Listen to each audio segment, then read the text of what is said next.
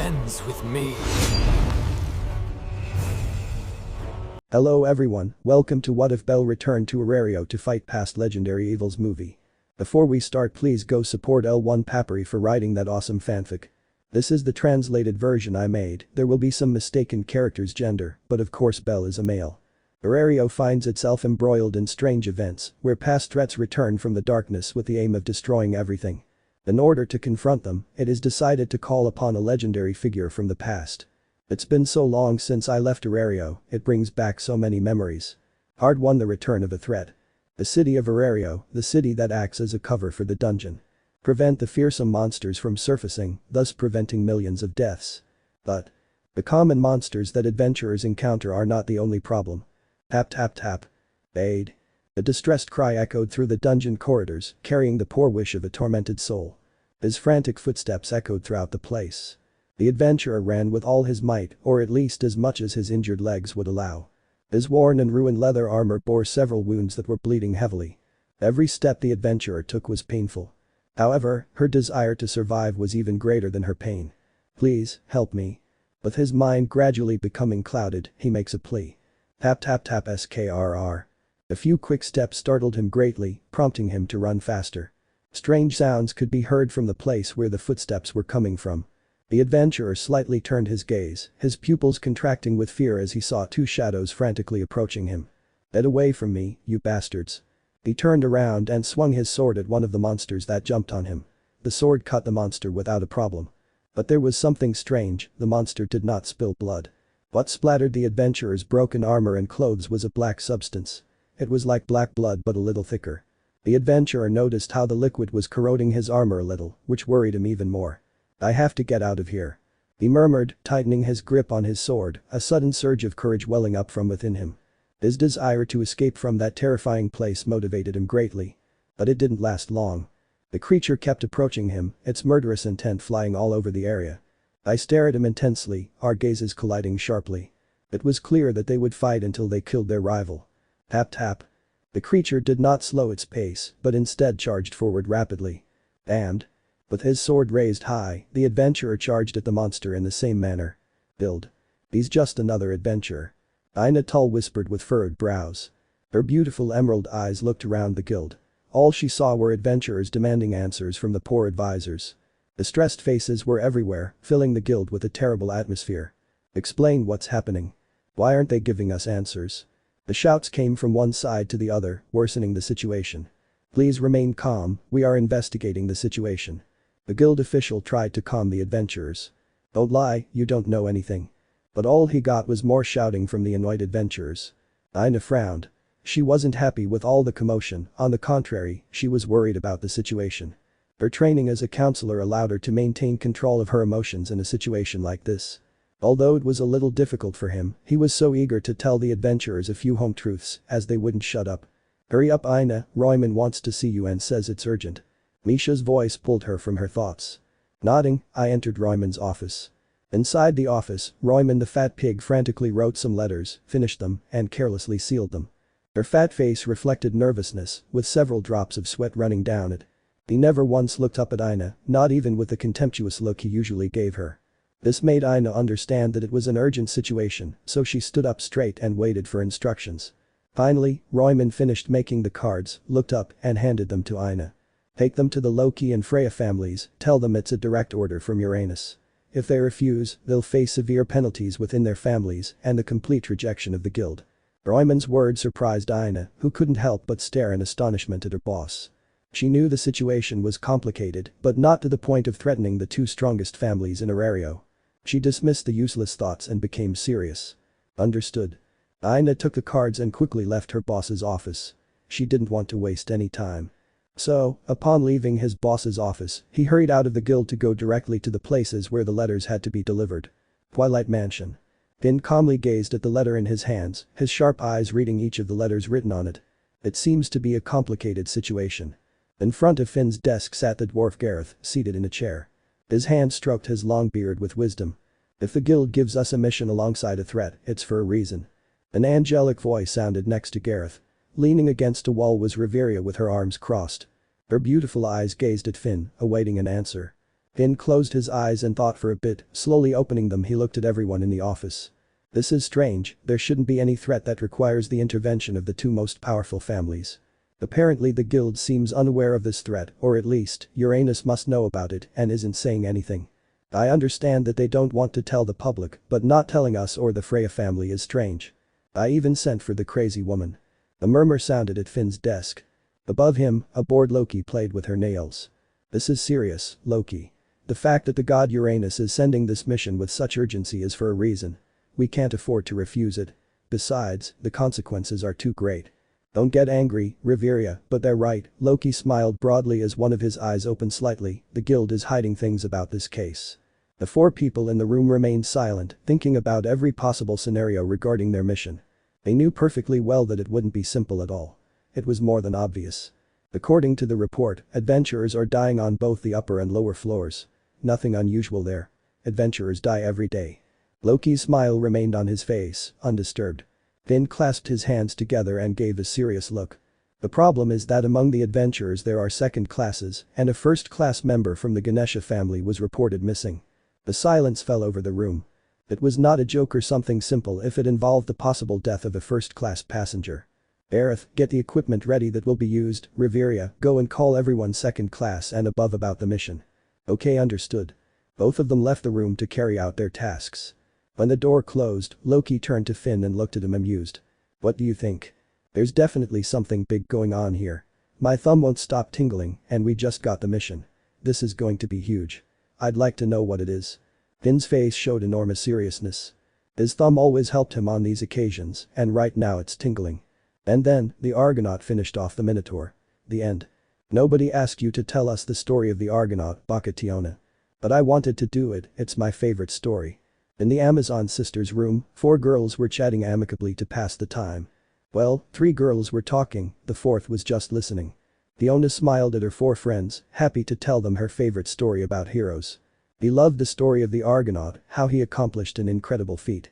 Now I'll tell you another one. No. Tiona stood up and flatly denied that Tiona continued telling stories about heroes who, according to her, did not exist. Why not? Hero stories are great. You always say the same thing, silly girl, right? Tiona turned to the other 2 girls in the room and asked them. The girls in question were Aze and Lafia, the latter laughing nervously at the interaction between the Amazon sisters. Aze, for her part, simply nodded in response to Tiona's question. Her face showed no emotion whatsoever. Maybe if Tiona tells another story it would be okay. Lafia mustered up the courage and timidly suggested an option to calm an irritated Tiona. It's impossible, Tiona snorted mockingly.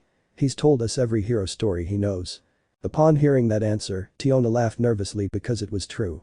She ran straight to her bookshelf and began moving books around in search of one she hadn't counted. There has to be one I haven't told. Tiona thought. Tiona's action provoked laughter from Tiona, who already thought she had won. Lafoya laughed nervously at Tiona's victorious posture. Here. I'm sure I haven't told you this story. A smile appeared on Tiona's face. She had found a story she wouldn't have told her friends. Oh, and what would that story be? Tiona mocked. The cursed family. That answer made the 3 expectant girls blink. Tiona had truly found a story she hadn't told them.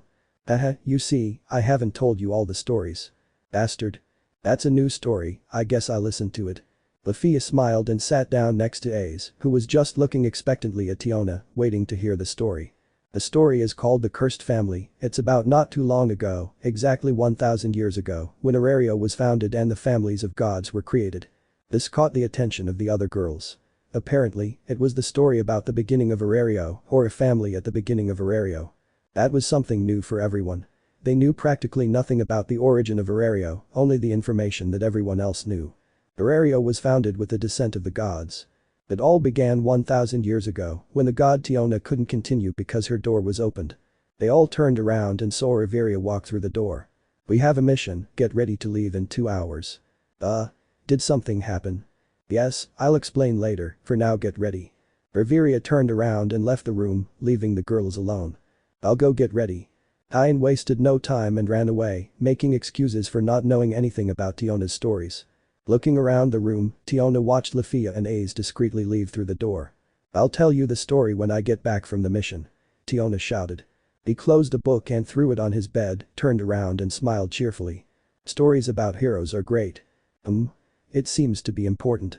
At the top of the Tower of Babel, the goddess Freya looked at the leaf with interest. In her delicate hands, a fine wine glass waved gently. The consequences of not accepting are too many, I suppose taking a look won't hurt. Freya lowered the leaf and looked to her side, where an imposing otter listened in silence, the strongest adventurer in Orario. Tell me, Otter, what do you think about the Uranus mission? The god Uranus is hiding information about what is happening. The fact that he poses such a great threat proves it. Ottar kept his face stoic and imperturbable the whole time, while answering Freya's response in a very respectful tone. I see, get everything ready, they'll be leaving in 1 hour. As Freya-sama commands. The strongest adventurer in Orario left the elegant hall where the goddess Freya lived. Freya gazed thoughtfully at the wine glass, her eyes fixed on the red liquid dancing in the glass. What are you hiding, Uranus? The Loki family arrived at the entrance of the dungeon, where the Ganesha family stood guard with complete seriousness. Finn led the Loki family, as a good captain should. They walked a few meters until they approached a beautiful woman who was wearing an orange combat dress. What's the situation, Shakti? The aforementioned woman turned and looked at the Loki family, then opened her mouth and spoke seriously. The Freya family entered an hour ago, they have been searching since then, but they still haven't found anything. I see. Finn bit his thumb and thought for a while. I turn my gaze and look at my family. Alright, everyone listen up, Finn said in a commanding voice, drawing the attention of the family members he had brought. We'll split into 3 groups, each with 2 first-class students. Aze and Bet will go together, as will Tiona and Tian. Riveria, gather a group of mages and join Gareth. Gareth, do the same with tanks. Hi. The Loki family did not hesitate and quickly began to comply with their captain's orders. Shakti looked at this in silence before speaking. I'm glad you arrived, I was getting tired of having to deal with the Freya family. You should be used to it. But it's difficult to complete a mission with teammates who seem like they could kill you at any moment. Finn's smile widened at Shakti's words. Shakti's comment didn't surprise him at all. After all, he was familiar with the Freya family's aggressive behavior. By the way, Warlord has also entered the dungeon. Those words caught Finn's attention. So Ottar has entered the fray, this is looking more and more serious. His finger tingled the closer he got to the dungeon. She wanted to call her family and take them away to assess the situation more calmly, but the mission explicitly required immediate action. Without any room for maneuver, Finn decided on the best course of action in such an unexpected mission. He had to prioritize his family's well-being above all else, but he also couldn't be slow on the mission. Inside the dungeon, Al and Frommel was running at full speed. Their speed was so great that the monsters only felt a breeze hitting their bodies. Alan's feet pounded the ground, increasing his speed more and more. His piercing gaze darted from side to side, his ears twitching slightly as he tried to detect any unfamiliar sounds on the lower floors. Suddenly, both of the cat's ears moved in one direction. An unfamiliar noise had been heard by his keen ear. He didn't waste a second before he was already running towards the sound. It only took seconds for him to arrive at the location. The air whizzed as his silver spear sliced through the air and pierced a strange creature. What the hell is this thing? His heterochromatic eyes stared deeply at the creature he had pierced with his silver spear. The monster he had never seen was pierced by his spear. The monster thrashed its hands desperately, trying to reach Alan, who just stared indifferently at it. In fact, something caught Alan's attention. It seemed that the monster was not feeling any pain despite being impaled in the chest with his spear. It doesn't matter who you are, Freya-sama ordered me to eradicate anything unknown. Alan didn't think twice before pulling out his spear and piercing the creature's skull. He put his spear aside and prepared to leave, but stopped when he saw the creature's corpse turning into a black substance. He bent down and looked curiously at the liquid, but only for a few seconds before ignoring it. Tap tap. His ears picked up another sound behind him. He turned and watched as a large number of the same creatures slowly approached him with murderous intent. I noticed that thick black liquid I had seen earlier coming out of their snouts. More weirdos. He swung his spear before launching himself at the creatures, beginning to eradicate them. Ottar walked calmly through the dungeon. His enormous body moving calmly, as if he were simply taking a stroll in his garden. Why is it like that? Easy. Ottar exuded an aura that kept monsters away from him. It was as if the monsters knew of his impending death. His trained eyes scanned the entire dungeon, searching for the slightest hint of abnormality. I had a mission and I would accomplish it. His boar ears twitched at a faint sound, a sound that gradually grew louder. He wondered what monster could be making that noise and quickly concluded that it was a lizardman. After all, I was on the 24th floor. He turned and began walking towards the noise, passing through the various levels of the 24th floor. I finally get to the source of the noise. He was a little surprised by the creature he found there. He didn't even know it. The huge 3-meter-tall creature was eating monsters non-stop. Suddenly he stopped eating and turned around, sensing Ottar's powerful presence. "You must be the reason behind the mission." Ottar took his great sword and prepared to eliminate the monster. Craw! The monster let out a ferocious roar before charging at Ottar, its enormous limbs preparing to take down bows. With his sword raised high, Ottar lowered it, ready to kill the monster. Swin. I glanced sideways at how the monster was able to predict its movement, as if it had the use of reason. The monster let out a victorious screech as it threw a powerful punch at Ottar. Paff. I withdrew my fist and noticed the crater it had left after the powerful punch. Strange. Ottar was not inside the crater, only the crater itself, created by his powerful punch. It seems you could face a first class, you must be the reason for the disappearance of the Ganesha family's first class. The voice sounded from behind the monster, causing it to turn around in alarm, not understanding what was happening. He was about to charge at Ottar again, but his body suddenly split in half just as he tried to charge. There the creature understood, he was never a match for the powerful warrior who had just cut him in half. The body fell in 2 pieces before turning into a very thick black liquid. Ottar silently stared at the black substance left by the monster, bent down, and took out a healing potion. I emptied the contents of passion and then tried to collect some of the black substance. It's useless. When the black substance came into contact with the flask, it began to melt as if acid had been spilled on it. Grrrr. Several growls sounded near Ottar, who turned around to see what the sound was. Several meters away from him, a dozen of the same creatures he killed were anxiously stalking him. They seemed furious. He threw the bottle away and prepared to completely eradicate the strange beings he was encountering.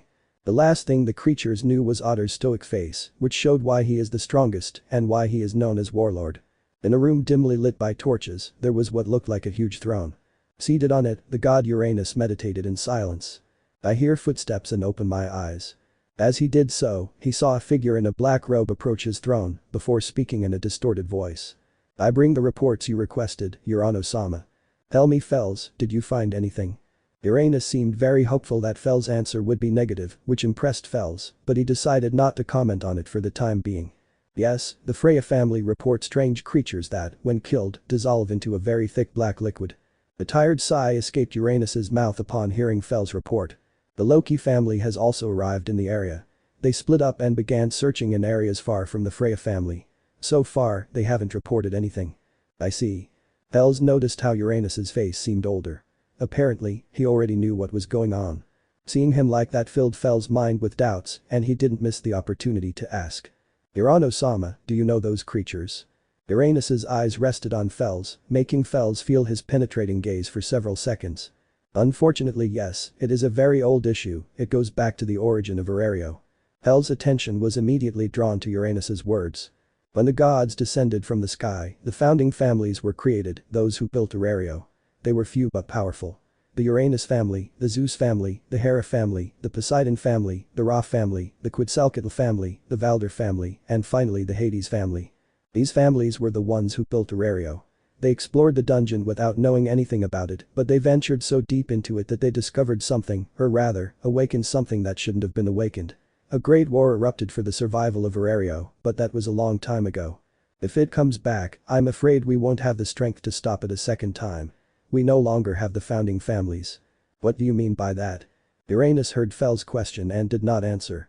He closed his eyes and seemed to think about whether or not to answer Fels' question. Finally, a decision was made. We never knew exactly what it was, we could only draw conclusions from what we knew. The intrigue grew ever greater in Fels, who now wanted to know everything about the subject. It was the Ra family who found it. They described it as something that shouldn't exist in the world. When they found it, they say it seemed to awaken, then it began spawning a massive number of monstrous creatures that didn't respect the floors and kept climbing. We never really knew what it was, but we surmised that it was related to the origin of the dungeon. Fels didn't know how to react to what Uranus had told him. It seemed like a legendary story told by a very wise god. He knew nothing about what really happened during that time, but from Uranus's sour face, he got the idea that it was something really ugly. Fels Uranus's sudden call pulled him from his thoughts. "Use the object I gave you in the Dark Age, use it." During the Dark Age, Uranus had given Fels a gem communicator, telling him to turn it on and call for help. But no response was ever received. I didn't understand why he was asking for help. Supposedly the strongest people in the world were in Orario, the dungeon city. But don't ask for help, when you turn it on you'll say base to lost, I repeat base to lost spawn protocol, the threat is imminent. Understand. In an unknown forest, off the map, a man was chopping logs with a lumberjack's axe. Pause. The axe cleanly cut a log, splitting it in half. A relaxing breeze touched the man, causing him to close his eyes and enjoy the gentle air. The leaves of the trees swayed gently, creating a beautiful place to relax. Her white hair also swayed gently, further relaxing the man. Payam. The sound came from several meters away from the man, but he completely ignored it. He seemed used to ignoring that sound. Based on Lost, I repeat, based on Lost. The distorted voice was heard from the man's house, but he continued to ignore it. Based to Lost, spawn protocol, I repeat, spawn protocol, the threat is imminent. The man's eyes suddenly opened, displaying a very intense crimson color. He dropped the axe and ran to the cabin, went inside and quickly grabbed a strange gem that shone brightly. His red eyes stared intently at the gem, but at no point did he deign to speak or answer the message. Sighing, she dropped the gem and turned away. He seemed more tired just from listening to the distorted voice through the communication gem. He started walking to the front door of the house intending to continue cutting logs, but he looked at a photo before leaving. There were two people in it, which made her sigh again and return to where the gem was. I take it and breathe before speaking. I'm going there. Part 2. Ancient Acquaintance. The guards at the prayer gates performed their role with seriousness. They checked every person who asked to enter the prayer room. Of course, there were two ways to enter. One having to do a long review to settle an Orario which involved a lot of paperwork. To enter with a pass which is processed within Orario. This was the case that one of the guards on duty was facing. His sharp black eyes intently observed a pass in his hand. It was brown and looked quite worn. But he wasn't going to deny it. The pass was authentic and the official seal of the guild proved it. The problem? Sir, this pass is too old. Looking up, I see a man with white hair and red eyes. He has a long, unkempt white beard. The white-haired man raised his hand and scratched the back of his neck in confusion. So it's useless. No. Looking at the man, the guard could say with certainty that he wasn't a bad guy. He seemed like an easy person to deal with. Look, I'll let you through this time, just make sure you get a new pass. Oh, thanks haha. Smiling, the white-haired man with a long, unkempt beard waited. He was in no hurry on his way. Well, have a good stay, bellcranel. Thank you. Little by little, the man now known as bellcranel began to venture deeper into Orario. Far from him, the guard watched him curiously for a few seconds. The pass the man had handed over was too old, even centuries old. I didn't know who the man was or why he had such an old pass. But he decided to let it go, thinking that perhaps it was a pass from one of his relatives from the past. It didn't take long for the guard to stop looking at bellcranel. Belle was walking calmly through the streets of Orario. His hand continually stroked his long beard, his thoughts deep within his mind. He looked around and seemed to sink deeper into his thoughts. All the merchant stalls brought him smiles, as did the people who walked happily through the streets. In the distance, he could observe the colossal Tower of Babel, extending magnificently across the skies. At least one thing hasn't changed. The man's crimson eyes shone with nostalgia. I don't look much and resumed my walk. I walked until I saw a particular building in the distance. It was the Orario Guild. I was about to walk towards the building, but… Come closer, gentlemen. All you can drink for 1,000 valis. Her eyes shone brightly, so her posture changed completely and she headed towards the origin of the place. An opportunity like this shouldn't be wasted. The man's face showed a happy smile. Ottar walked through the white corridors of the 37th floor, the well-known White Palace or True Line. 1 week had already passed since Uranus sent his family and the Loki family together on a mission. During that entire week he was unable to find any more unknown monsters, only the same 3-meter creature. Freya had told him that Alan found another strange monster, but the one Alan found was weaker. There was no need to go so far into the dungeon, however, he did it anyway. The reason? It's easy. Ottar wanted to see if he could find a real challenge at his level, that was the only reason. There was no monster that stood up to him, or at least, there wasn't one he didn't know, and that was in the dungeon. The only one left was the monster Rex, Belle. But there was still time before he reappeared after his last battle against him, in which he left him half dead. Unfortunately, he could not win and withdrew. He wanted to confront him again, but Freya had strictly forbidden it. Perhaps he could find a challenge in the unknown floors as well, but when he asked his goddess, she rejected him without hesitation. Then, he would take advantage of the situation to see if he could find an abnormality that would pose a real challenge. I wanted to be stronger, and for that I needed real tests. Like those given to her by members of the Zeus and Hera families. Its enormous body stopped suddenly, its animal ears twitching as it caught a sound. Whining. It was a shriek, like someone was crying. No, it sounded like a little girl crying. His feet pressed hard against the ground before he took off at an astonishing speed. I didn't understand how a little girl could be on such a deep floor, but I didn't hesitate to run to her aid. He thought of some monster that could produce an identical sound, but none came to mind. When I arrived at the area of the crying, I didn't see any girl as I expected. Instead, I saw an ugly creature. It had many tentacles instead of legs, the upper part was humanoid, tentacles extended from its palms like claws, and it had a kind of mouth in the chest and face areas. The whimpering came from the monster's enormous mouth. A new creature. His desire to fight increased upon seeing a new creature, and based on the floor where it was located, it was because it would be strong. Whining. Ottar noticed that the creature was still emitting a girl's whimpering sound and suddenly stopped. He seemed to be looking at Ottar as if he were analyzing him. But he did nothing. The monster made no movement, it simply remained still looking in Ottar's direction, or so it seemed to do since it had no eyes. It seems you won't move. His stoic face didn't change, but inside, the excitement of a new challenge motivated him. Crack. He was a little surprised to see black tentacles holding his legs. These emerged from the ground. I looked up and noticed the figure was already standing in front of him, its hand outstretched. The tentacle in its palm hardened and looked like a stake about to pierce his body. Clank. At an astonishing speed, Ottar interposed his enormous sword against the monster's tentacle. With his other free hand, he throws a powerful punch at the creature's chest. Half. He had no problem, and the blow hit the monster's chest. The force was so great that the monster was thrown several meters. It stabilized itself in the air with the help of its tentacles and looked at Ottar again in silence. Ottar achieved all this without freeing himself from the tentacles on his legs. He moved his legs forcefully and destroyed the tentacles that held him. That's all. Ottar watched the creature, waiting for more movement from it, but realized it wouldn't be a challenge for him. I guess that's all you've got. Just as I was about to attack, I noticed that the creature had two tentacles embedded in the ground. Through these rose the black substance that I knew from killing the first unknown monster. With each passing second, the monster slowly swelled up, as if it were getting stronger. The powerful adventurer's gaze narrowed slightly, deciding whether to finish off the monster or wait. Little by little, the monster grew bigger and bigger. Without waiting, the creature lunged at Ottar, its tentacle in its hand hardening and again seeking to kill Ottar. Plank. But again, failure. Ottar didn't put much effort into blocking it.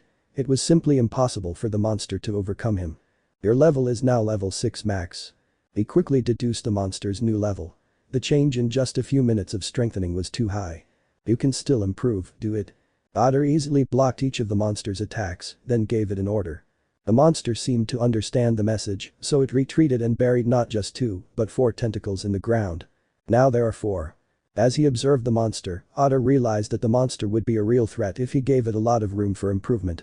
For it to become a real challenge, it would have to be allowed to strengthen to an extremely high level. But Ottar needed that challenge, he's been looking for it for too long. Grrrrrrrrr. The monster squealed with joy, its body now quite muscular. I looked at Ottar and he shot off at an alarming speed. This time, Ottar took the monster seriously and attacked it head-on. He would no longer focus on defending himself but on attacking. Clank swing clink. Both Ottar's sword and the monster's hardened tentacle collided forcefully, releasing sparks. His level is a newly leveled up level 7. Ottar was surprised by the absurd growth of strength in the creature. If he let it grow stronger again, he didn't know if he could handle it. Clank clink clank. Sparks continued to fly from the clash of weapons between the two fighters. Even though the creature was level 7, it couldn't land a single scratch on Ottar's body. Every attack he launched was blocked by Ottar, and now he also had to defend himself against Ottar's attacks. He could no longer contain himself and began to overwhelm the monster. Under that pressure, the creature jumped back using its tentacles. He prepared to become stronger again, but this time Ottar didn't give him a chance. Clank swing clink. The pressure the monster was feeling grew ever greater, causing it to despair. All of his tentacles suddenly hardened, and with more weapons to attack, he launched himself at Ottar. This did not pressure Ottar, who continued to attack him mercilessly, pulling back the creature's tentacles with every movement of his sword.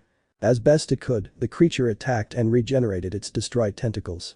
Their tentacles came together and attacked Ottar at once, but he simply grabbed them with one hand and pulled them towards him. The monster flew towards Ottar and generated more tentacles to defend itself. Ottar raised his sword and with great force attacked the creature's body. Swing. The sword cleanly passed through the creature's tentacles and cut it in half, thus ending its life. Splash. The creature exploded into a thick black substance, spraying a large part of the fight area. Ottar looked at him silently before turning away. He would leave the dungeon to inform his goddess of his discovery. Give me another one. Hahaha. In a tavern, Belle and a dwarf were drinking beer as if there were no tomorrow. They both enjoyed the drink as if it were the most important thing in their lives. The dwarf was Gareth, a level 6 executive of the Loki family. He had come to the place after hearing about the beer promotion. When he arrived he saw Belle drinking happily, so naturally, being a dwarf, he joined him. Around them there were also several people enjoying the drink.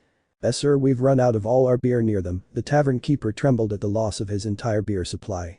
Those two men arrived and drank like crazy, far exceeding the tavern owner's expectations.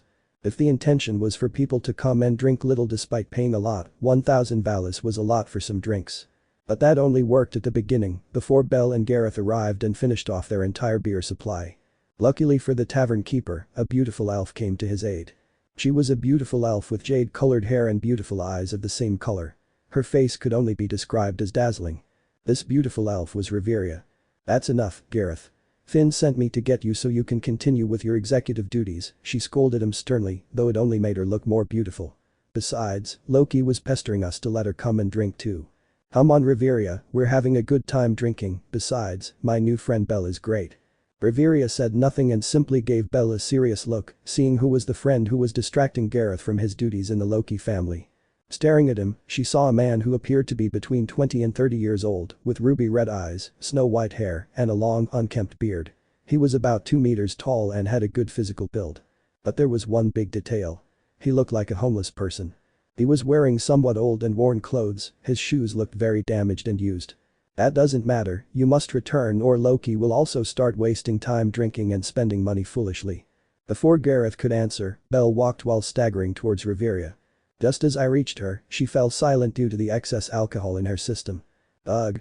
Riveria sighed in annoyance and leaned down slightly to help Belle up, moving her delicate hands and placing them on one of Belle's arms. Just as she was about to pick him up, he did something that enraged her. Belle took part of Riveria's white cloak and wiped the beer off his long, scraggly beard. "You." Riveria's eyebrows furrowed sharply at what Belle had done, and a great fury began to rise within her. "Miss, you should relax, you're very serious." Riveria was about to hit Belle for soiling her white cloak, but upon hearing Belle's words, she recalled a very old memory. "Girl, you should relax, you're such a crybaby." An old image flashed into his mind. A man with his back to him. He wore light black armor and a tight-fitting black combat suit. This man was looking at her over his shoulder with a smile, his eyes not visible. "Impossible, you should be dead." Riveria lowered his hand and didn't hit Belle, instead he looked at him in shock. Her eyes were slightly open in surprise. "Huh?" Belle heard what Riveria said and did nothing for a second, looked at her closely and seemed to remember something also very old, but it only lasted a second before he acted ignorant. "What are you talking about, miss? I'm alive and kicking like a young hummingbird." Belle quickly acted ignorant and pretended to still be drunk. "Stop pretending and answer me." Riveria did not back down and asked again seriously, although she seemed somewhat hopeful for some reason. Fortunately for Belle, Gareth came to his aid. "You're ruining the atmosphere." Riveria. Gareth clicked his tongue in annoyance and turned to Belle. "I hope to see you again, Belle. I'd like to get drunk with you again." Belle smiled and nodded, waved his hand and hurried to the back door of the tavern. He wanted to get away from Riveria as quickly as possible. "Don't run away." Seeing Belle escape from her, Riveria also hurried towards the back door of the tavern. He opened the door and went outside expecting to confront Belle, but when he stepped outside he saw absolutely nothing. He had vanished in a second. "Why?" I looked closely at the alley where the back door led and sigh in annoyance, although a trace of sadness and disappointment could be felt. "It can't be him, maybe a descendant, that's more likely." She thought carefully about the most logical explanation. "I never knew his name, even after decades I still don't know." He turned around and went back in through the back door. He would ask Gareth a lot of questions about Belle. Soon, the door closed, leaving the alley in silence. Unbeknownst to Riveria, a figure was silently watching her from a block away and on top of a building. The back door of the tavern was barely visible from that figure's position. It looked at Riveria with a small smile. "It seems you've matured, crybaby girl." Without saying anything more, the figure vanished into the darkness of another alley. 2 hours had already passed since Belle and Riveria's meeting, with the latter disappointed at not being able to talk properly with Belle. Gareth had been eavesdropping on Loki and told him all about Riveria and Belle's interactions, which caught Loki's attention. She didn't deign to wait and called Riveria to her office. She wanted to ask her many things about Belle and her interaction with him. "What do you want, Loki?" "I'm busy." Riveria was sitting in front of Loki's desk. "I'm on Riveria, I just want to ask about a few unimportant things." Loki smiled amicably, trying to lower Riveria's guard. "What do you want?" Obviously, Riveria did not fall for Loki's trick and remained with her serious face. She knew Loki very well, so naturally she didn't fall for his game and remained calm. In fact, she already had an idea of what Loki would ask her. "Tell me, Riveria, who is this Belle?" "I don't know, you should ask Gareth, although he didn't tell me anything useful." "Riveria, you can't lie to a god, you know something." Riveria did not change his serious face and instead looked away, ignoring Loki. He clearly knew something about Belle. "From what Gareth told me, you seem surprised to see that man. Tell me, Riveria, where do you know him from?"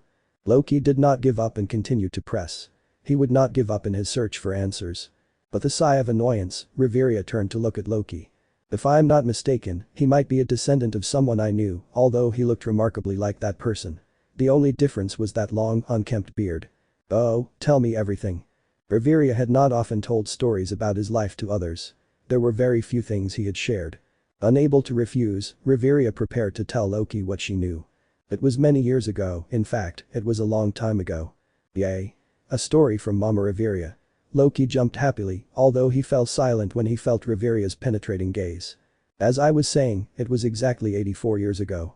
Riveria's pav. "I found myself running desperately through the forests of Alf, the furthest from Alf." She had managed to escape from the forest with the help of a maid. Thanks to her, she would be able to see the world outside the forest. "Finally I could look at everything, but nothing turned out the way I wanted. At the edge of Alf's forests, a monster found me and began to attack me fiercely. It was a weak monster, but strong enough to kill me with several of its attacks. I was barely 15 years old when that happened, I remember everything perfectly. The monster had managed to inflict a severe wound on my leg, which prevented me from running away from the monster. I couldn't stop myself from crying. I didn't want to die like that, I didn't want to die so soon and without seeing the world. Aid. I screamed as loud as I could, tearing my throat as much as possible so that someone would hear me and save me. I wanted a hero like the ones my maid told me about to come and save me. The monster slowly approached me, seemingly victorious as it saw that I could no longer run. It was then that a light breeze brushed against my young face. In front of me, the monster was already dead on the ground without me knowing what happened to it. But there was something else in front of me. It was the silhouette of a man in light black armor, with a spear in his hand. He had his back to me, projecting an amazing image of himself, as if he were a hero, my hero. His white hair swayed gently in the air, further enhancing his heroic image in my mind. The man glanced slightly back, without revealing his eyes. "Girl, you should relax, you're such a crybaby." The first thing the man said was not heroic, not at all. Instead, she smiled a little and spoke with amusement. I remember how I couldn't say a single word. My mind was fascinated by the man who had just saved me. Are you okay? Your cheeks are red." My cheeks had turned a very strong crimson color. She turned around to look at me, and there I saw beautiful crimson eyes, eyes I have never forgotten. "Oh, you're hurt, don't worry, nothing will happen to your leg." Crouching down, the man took out a potion and poured it on the wound on my leg. After pouring it, he slowly massaged my leg, which was already healed. "That should be enough." The man stopped massaging my leg and stood up. "Looks like they're coming for you, watch out, crybaby." As if in the blink of an eye, the man disappeared in a burst of astonishing speed. Riveria. Shortly afterwards my dad arrived along with several elven soldiers. "Wow, what a beautiful romance story," the hero saving the princess. Loki hugged herself while smiling. "No one believed me when I said I was saved by a hero. They just said I killed him," Riveria said, staring at the ceiling. "I never saw him again, even though I wanted to leave the forest to find him, but my father wouldn't tell me.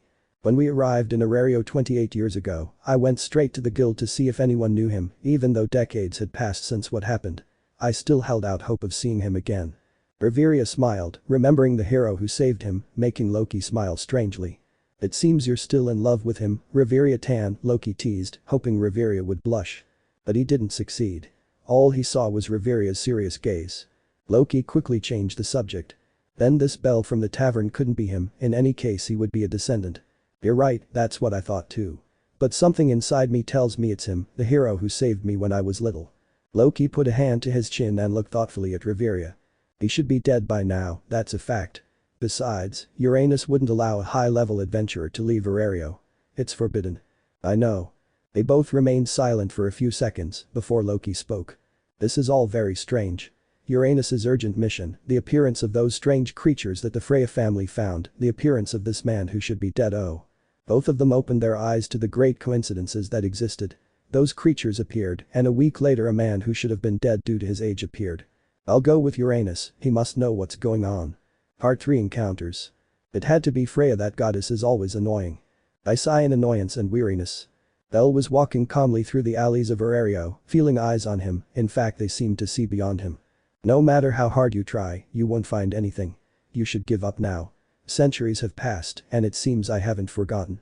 Without giving it another thought, he set off on his journey. He had only one goal. To find somewhere to get drunk before Uranus summoned him to the sanctuary where he resided. Who would have thought I'd see a child from Hades again? At the top of the Tower of Babel, a beautiful goddess named Freya watched Belle's walk with great attention. Every step he took was one that Freya watched closely.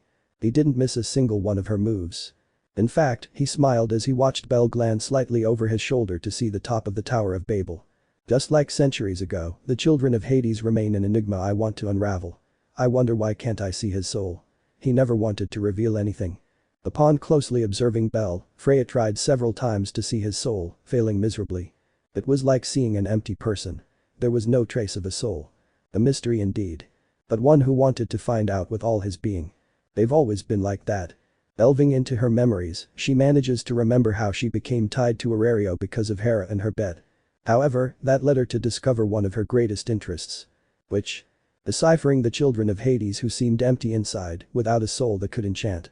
He remembers Belle and a dozen other adventurers, none of whom he could see the soul of. That certainly caught his attention. Freya had already resigned herself to never finding her Ord, resigned to remaining locked in her tower. It was there that he saw it, one of his greatest interests being to return after centuries of having been missing from the world. Looking back at Belle, I noticed that he was about to meet someone in particular. It was none other than his strongest child, Ottar. This could be interesting. Ottar walked stoically through the alleys, not wanting to attract attention. He wanted to reach his goddess and tell her what he had found. It also wouldn't hurt to ask permission to continue venturing into the dungeon in search of a challenge. Tap tap. Belle walked calmly in front of Ottar. His gait was slow and he didn't show anything to others. He seemed like a completely normal person. Belle came with his head down while muttering some unintelligible things. Although Ottar managed to hear beer with great emphasis. She decided not to pay attention to him and ignore him. He continued walking, thinking that the man would avoid him and go on his way. Huff.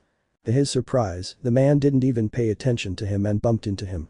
Oh, sorry big guy, I wasn't paying attention to the path, Belle apologized, patting Ottar's chest and resuming his walk. Belle didn't even give Ottar a second glance and continued on his way. Ottar, on the other hand, was completely different. Not because they hit him, he didn't care and would have even ignored it. But his penetrating gaze intently observed Belle's retreating figure. I had noticed it perfectly. When their bodies collided, what he would have thought would be logical didn't happen. A normal person would fall to the ground upon colliding with his hard body, but that didn't happen at all. In contrast, when they collided, Belle did not move back even an inch. Ottar felt perfectly how strong Belle's body was. His years of experience fighting against other adventurers told him so. It felt like an experience he'd never forget. It was as if he'd run into the captain of the Zeus family. Maxim, level 8 adventurer.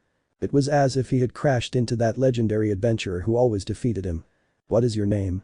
Without hesitation, Ottar asked the man a question. Belle stopped and turned slightly towards Ottar. Are you talking to me? Belle scratched his head and asked, confused. Ottar nodded in response. A man who's going to get drunk, want to come? It'll be fun.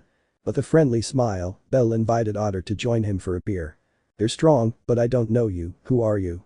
I'm Belle, would you like a drink with me? Belle offered again. To verify his doubts, Ottar threw a punch at Belle.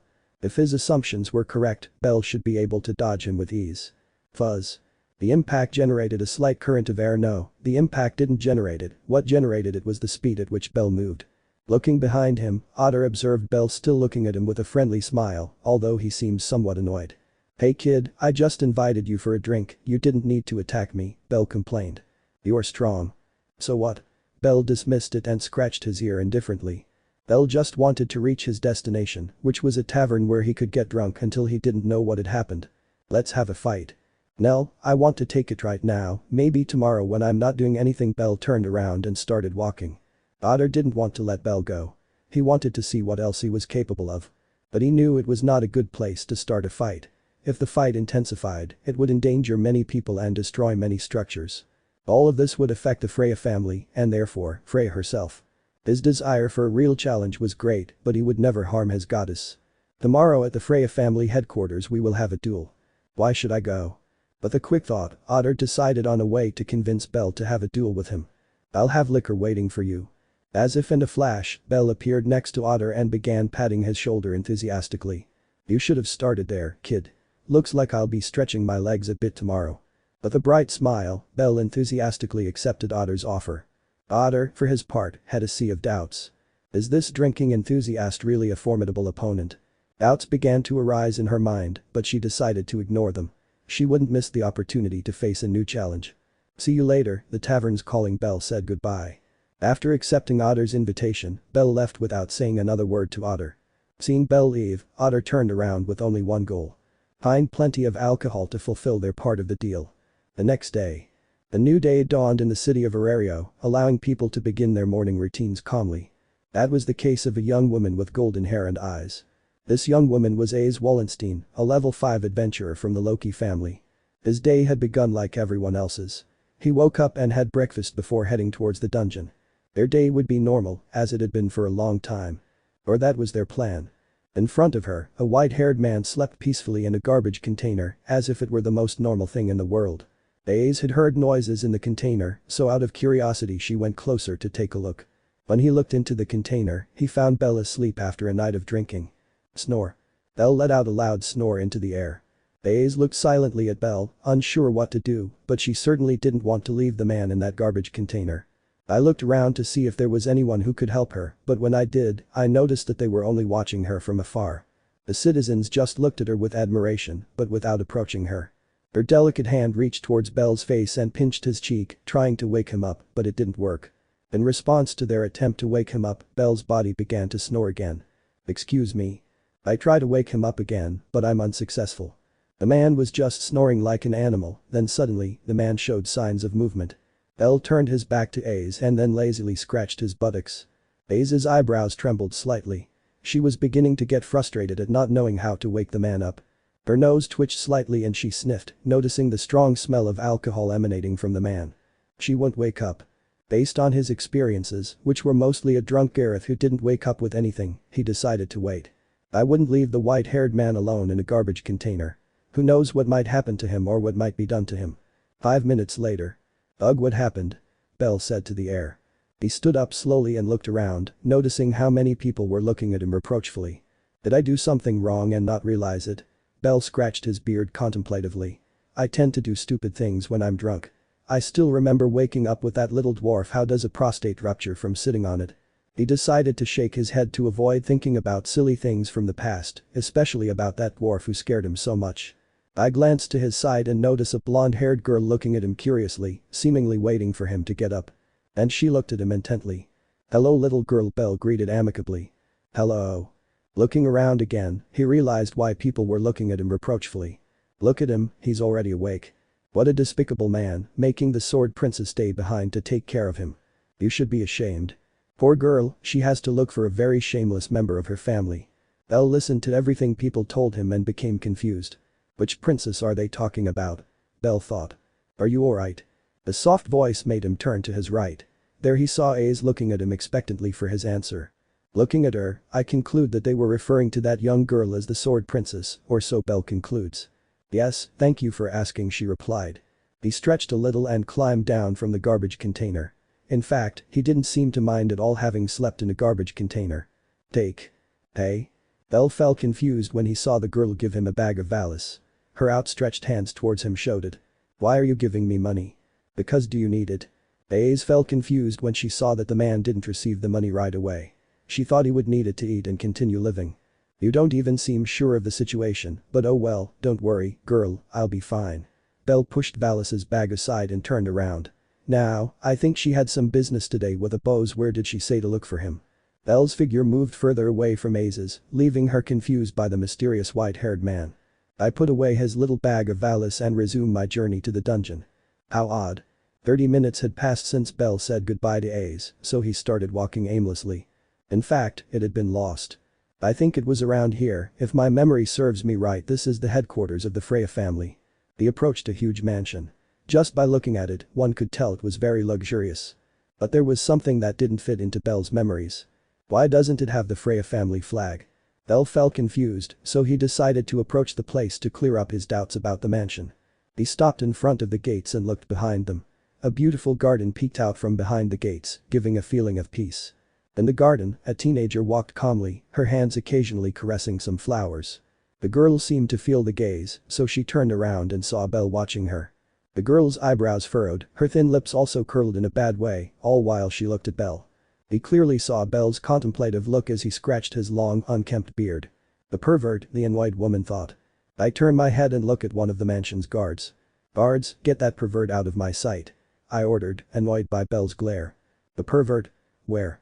Belle heard the woman scream and began searching for the pervert with his eyes, curious to know who he was.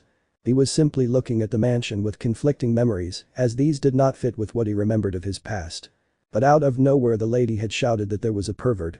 Leave the property, sir, said a guard approaching the gate. Are you talking to me? There is only one person at the gate. Oh, right, Belle scratched his beard as he nodded in acceptance. The guard was right and he accepted it. Do you know where the Freya family headquarters is? The guard didn't answer and just pointed to a spot. Belle looked at the spot and got even more confused. Thanks, kid. Boy. Thought the guard, confused by Belle's statement. Although he didn't say it, he felt good being called boy, despite being over 50 years old. Belle walked away from the mansion and began walking in the direction the guard had told him to. He had a deal to keep. Especially because they would give him free liquor. After walking for 30 minutes and after asking for more directions, I finally arrived at the place where I was supposed to arrive. The closer I got, the more I noticed something. People kept a great distance between the Freya family headquarters and other establishments. I looked at the outside of the headquarters and was a little surprised. It was quite epic.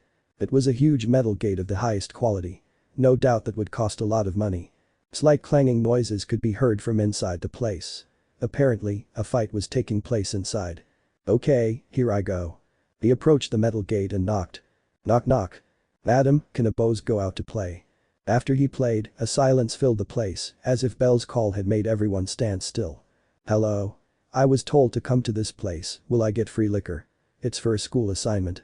I wait a little longer and watch as the door slowly begins to open. Gradually a beautiful figure could be seen.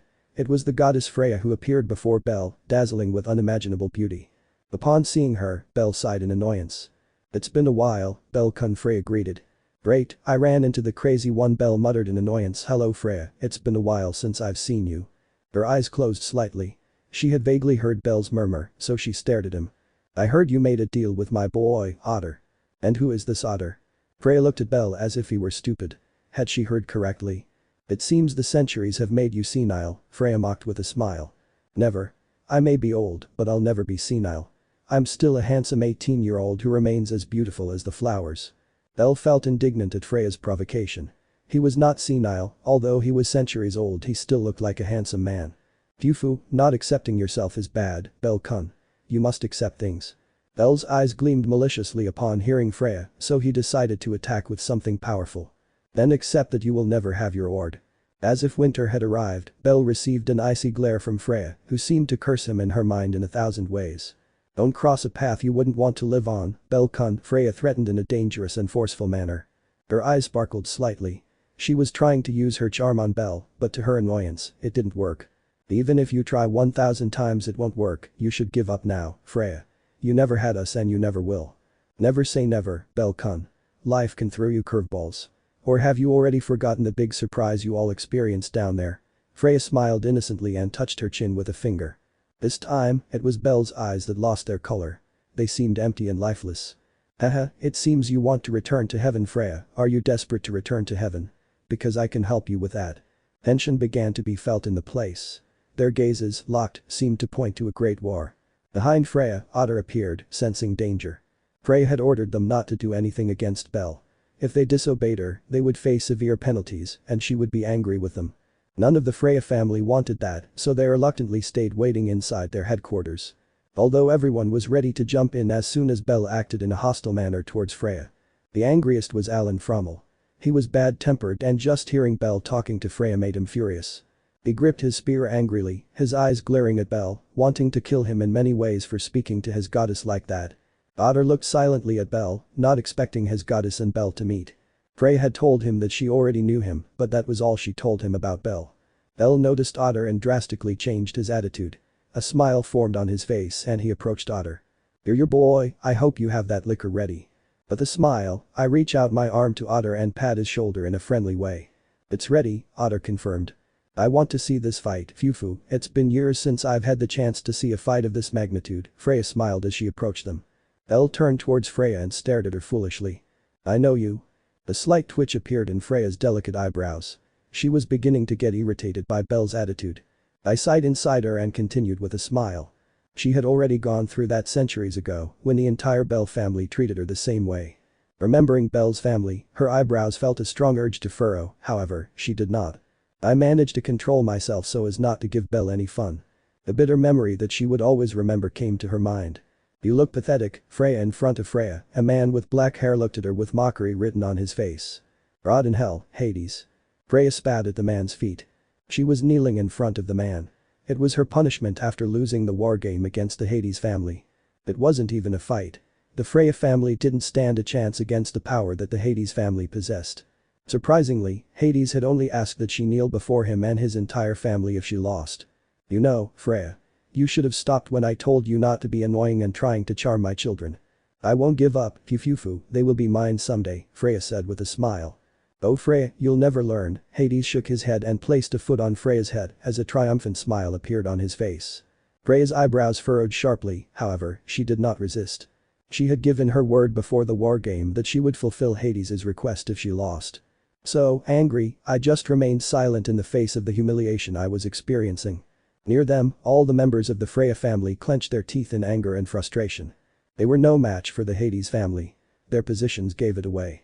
Every single one of them lay on the ground, unable to move, their bodies covered in ugly purple bruises and wounds. They were utterly defeated. They had given everything for their goddess, even though they knew they had no chance, they fought for her, resulting in their complete defeat. On his chest were the feet of the members of the Hades family, all of them without a scratch. Among the members of the Hades family, one stood out. A white-haired man with black armor and a sword. This was Belle, who was amusedly watching a member of the Freya family struggling to get up and defend the honor of his goddess. "It seems someone is persistent, that's the ideal in a tenacious warrior," Belle said with a smile. No member of the Hades family mistreated the Freya family. They simply subdued them and left them on the ground with no chance to continue fighting. "Well done, guys. Today, a tyrant receives her punishment for her misdeeds," Hades said, raising his voice slightly. "You lying bastard," Freya cursed in her mind, a growing hatred forming within her against Hades. Hades turned to look at her and smiled mockingly. He was clearly making fun of her. His personality had nothing to do with the deity he knew, that sober and depressing god who looked at everything as if it were insignificant. "Stay on the ground for a while, Freya. That way you won't bother anyone." Freya's eyes showed intense hatred for that dark memory of her past on Earth. However, her face still wore a sensual smile, hiding any dark thoughts that might have been inside her. I looked at Belle and Ottar, then smiled more. Perhaps with him, Ottar can grow. Freya thought, well, why don't they begin their fight? "Why do you talk as if you're in charge of the place? Just shut up and walk." "I refuse, you act as if you're in charge of everyone. I remind you that you will be given alcohol." "HMPH, I hope so, I'll follow you just for today." Part 4. "So are you going to give me the drink now or after the fight?" Belle asked excitedly, with his arm around Ottar's shoulder. Then replied the ever-stoic and imposing Ottar. "How boring the day is, so perfect for partying." Belle looked at the ground and kicked his foot lightly, like a 5-year-old throwing a tantrum. 5 years old was nothing to the Belle of today. "It's only Monday," Freya replied, smiling at him. "So? The good thing is to take it now and not hear from me for a week. I see you're still a drunk. I'll be a drinker until the day I die. What's more, at my funeral, pour beer on my grave. That way I'll be drinking even in death, haha. I'm a genius." Freya looked at Belle for a few seconds before turning to look at Ottar. "Ottar, don't let his foolish personality fool you. Go all out from the start. Maybe that way you can bring that legend of the past to life." "As you command, Freya-sama." Ottar didn't hesitate and replied that yes, it was something he would do anyway. Just sensing Belle's presence was enough for him. Someone untrained wouldn't be able to see anything, but someone as experienced as Ottar could certainly notice. Belle is a powerful person. Ottar walked to the center of the field, with all the members of his family staring at him. Freya had informed everyone about the fight Ottar was going to have, so they were already settled at a good distance to witness everything. Belle also stopped a few meters away from Ottar and smiled at him. Before anyone could speak, Freya approached the two of them. Her eyebrows seemed to show that she was somewhat annoyed. "Belle," I called, catching his attention. "Could you tell me where is your adventurer's gear?" Belle's red eyes flickered in confusion as he processed Freya's words, then he seemed to remember something. "I left them at the entrance. I left everything at the entrance." Belle's gaze grew increasingly depressed. "As much of an idiot as ever, Alan." Freya called to her assistant, who appeared beside her with lightning speed. "Go to the lost and found by the entrance. Do everything you can to bring this idiot's luggage. It should be easy to find. Just look for top quality equipment. I trust you, Alan." "As you command." Alan didn't hesitate and shot off like a black lightning bolt. His goddess had ordered him to do something, and although he didn't like having to look for Belle's luggage, he did it anyway on Freya's orders. Belle scratched the back of his neck, a little embarrassed, although it passed quickly. Elsewhere at the same time. Riveria walked through the streets of Orario with a firm and straight step, dazzling with her enormous beauty as she did every day. His serious gaze stared majestically ahead, unfazed by anything in his path. She had only one goal. To find information about Belle, as she had done in the past. But this time it was different.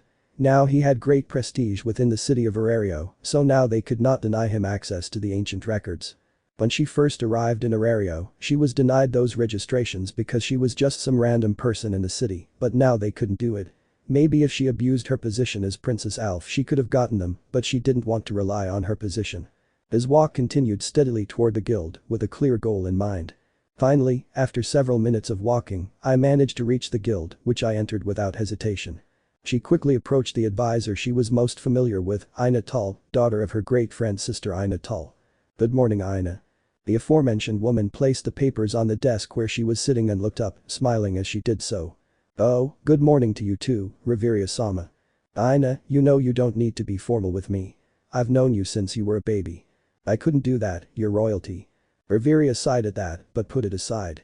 She had something more important than the way Ina spoke to her. "I need your help, Ina. This is very important to me." Riveria's serious look confused Ina, but she didn't refuse to offer her help.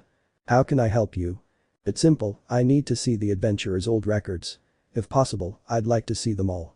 Could you tell Royman? He should have access to them.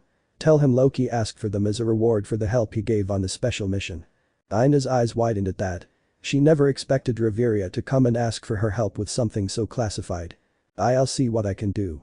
Ina bent down and went to Royman's office, where his annoyed shout could be heard. Then silence, simple silence, until the door burst open, revealing a serious-looking Royman. Royman glanced at Riveria for a moment before bowing slightly to her, then simply walked away down a corridor. Ina was coming behind her, looking scared. Apparently Royman yelled at her. "Did something happen?" Well, he got angry because I entered his office so abruptly, but when I mentioned the ancient adventurers, he became serious. Ina seemed depressed by the reprimand. "Apparently, only Uranus has access to them." "Urano-sama. That should be within reach of all adventurers. They could be motivated by seeing the feats achieved by adventurers of the past." Riveria felt confused by how classified the records of the past about adventurers were. He thought for a while and couldn't find any justification. He simply couldn't find an answer to his question, so he decided to leave it. After a few minutes, Royman returned, looking nervous and sweaty. His fat body made its way forward until it stopped at a respectful distance from the delicate and beautiful Riveria. "Urano-sama wants to speak with you," he declared after clearing his throat, then his finger pointed to the hallway from which he came. "Follow this hallway until you see some stairs leading down, stop and wait." "Thank you." Once she had the directions, she left, a little anxious to know the truth about Belle. How is he still alive? He might still be alive, but he'd look like a wrinkled raisin. His figure moved through the corridor until he reached the stairs that Royman had previously mentioned to him and stopped. Her sharp but beautiful jade eyes scanned the place looking for something to guide her forward, however, she saw nothing of any use to her. Suddenly, a deep voice echoed from the stairs. "Nine hell, what is the reason for wanting to see the records of adventurers from the past?" Riveria's body turned towards the stairs and she gazed at them in contemplation, but she quickly knew whose deep voice was echoing there. "Please excuse my sudden request, but it is very important for me to examine them," Riveria explained in a polite tone, a tone that demonstrated her upbringing as a nobleman. After his answer, a long silence reigned in the place. Until the voice of Uranus sounded again. "Is it because of bellcranel?" Riveria's gaze showed confusion for a second, but she decided to ask before jumping to conclusions. "This bellcranel, is he white-haired with red eyes?" "Yes, that's exactly it." "I see. Can you give me access to your adventure registration?" And I know why. It's very important to me. Riveria wouldn't leave without knowing the truth about bellcranel. The man of her dreams was currently in Orario, and she knew nothing about his history, but above all, she didn't know how he was still alive. Bellcranel, former executive of the Hades family, level 8 adventurer, and one of the damned. Level 8 Riveria hadn't expected Belle to be so powerful, but dismissed that idea after hearing Uranus's last words about Belle. Why, damn it. For some reason unknown even to Hades, his Falna halts aging. We could only associate it with a curse. So that's why he's still alive, Riveria said, organizing her thoughts and asking another question. I've never heard of the Hades family, have I? Also, does that mean Belle's companions are still alive? Uranus did not answer quickly this time, but remained silent, as if deciding whether to answer or not. The Hades family was one of the founding families of Orario. It's very old. And yes, some of Belle's companions are still out there, their whereabouts are unknown. Probably only bellcranel knows about them. That's all the information I'll give you. Ask him for anything else. Riveria felt a little disappointed not to know a little more, but she still thanked them for the information and left. Thank you for your time. He left the way he came, and after a few minutes he managed to leave the guild. She was so deep in her thoughts that she noticed the tremors Orario was experiencing. I looked up and saw many people running with agitated and worried faces. Guild officials were also running around trying to calm the civilians and adventurers. He immediately knew something was wrong, so he approached a guild official. What is happening? Nine hell. The man's reasoning stumbled slightly upon recognizing Riveria, but he quickly recovered and explained, we don't know for sure, but it seems the tremors are coming from the Freya family headquarters. Riveria thanked him and started running. A fight that sent tremors through all of Orario wasn't something easily dismissed. Something was happening in the Folkvar, and Ottar was probably one of those responsible.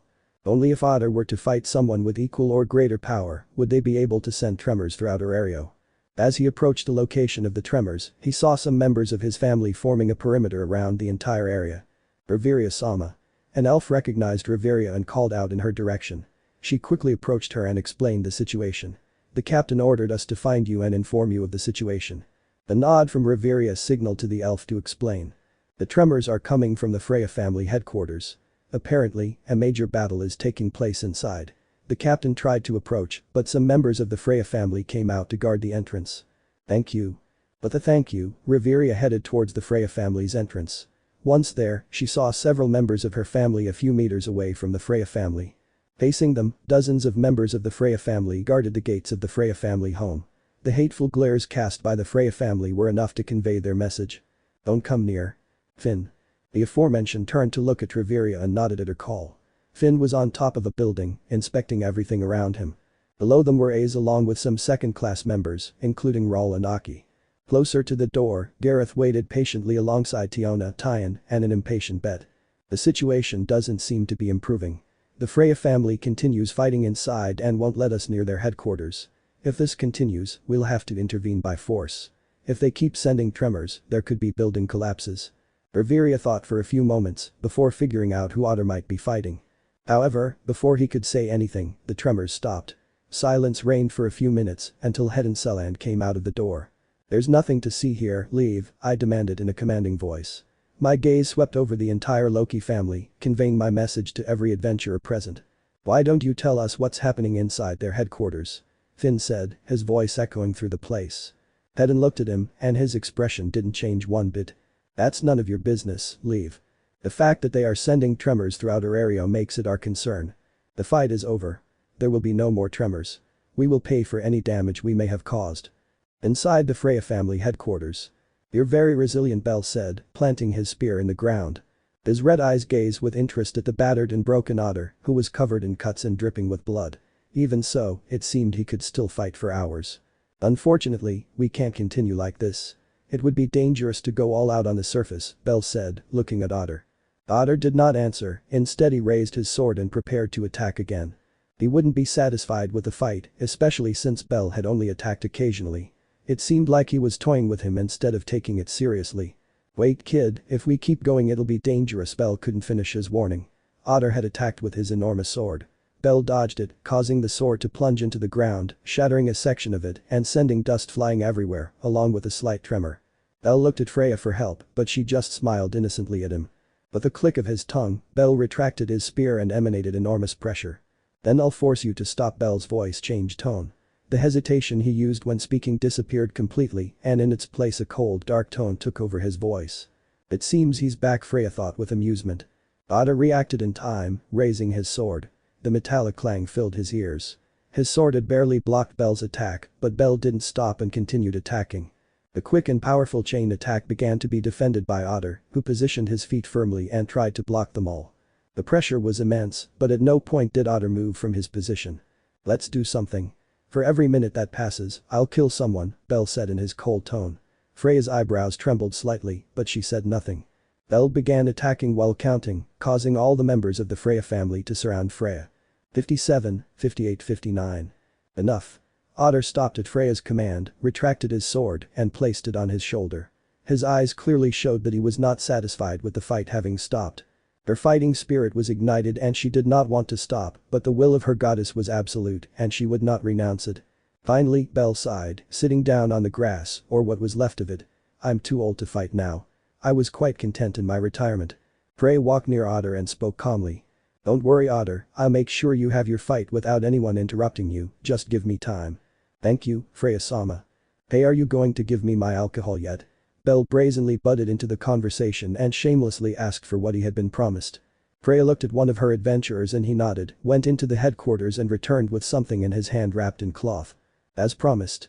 Belle got up cheerfully, but when he saw that he was only wearing something very small, he frowned bitterly. "It's very little." "I take the object and remove the cloth." His gaze tenses and he looks at Freya angrily. "Are you kidding me? We never specified what kind of alcohol." The bottle in Belle's hand was blue plastic with a white cap. It contained rubbing alcohol. "Obviously, you couldn't drink that. When you fight Ottar with everything you've got, I'll buy you all the beer you want. This time it'll be real beer." Belle didn't answer and just turned around angrily, ignoring everyone and starting to walk towards the exit in a very bad mood. He left the place and looked around, puzzled. The atmosphere was tense and it seemed like a fight could start at any moment. All eyes were on him, and although the members of the Freya family already knew him, they still looked at him with hatred. Ignoring the stares, she began to walk away from everyone. She wasn't in the mood to talk to anyone. He didn't even realize he'd left all his equipment in the courtyard where he fought Ottar. He also completely ignored Riveria's intense gaze. It looked like she could kill him at any moment. "And who is he?" Tiona asked. "No idea, but it came out right when the tremors stopped," Gareth replied, putting the pieces together. "High atop a building," Finn watched Belle warily. It didn't take much thought to figure out that Belle was one of those involved in the tremors. "I'll take care of it." "Are you sure, Riveria?" "Yes, I'll let you know later." Finn nodded and began ordering the retreat to Twilight Mansion. "How dare you give me this?" Belle muttered angrily. He squeezed the plastic bottle and then threw it in a trash can. "I walk a little, completely unaware that a beautiful elf with jade hair is quickly following me." "Wait," Riveria asked. Belle completely ignored Riveria, which made Riveria angry. How dare she ignore her? But the swift movement, she positioned herself in front of Belle. This act caused Belle to stop and look at her with boredom. "Oh, it's the crying elf," Belle said, scratching his nose without interest.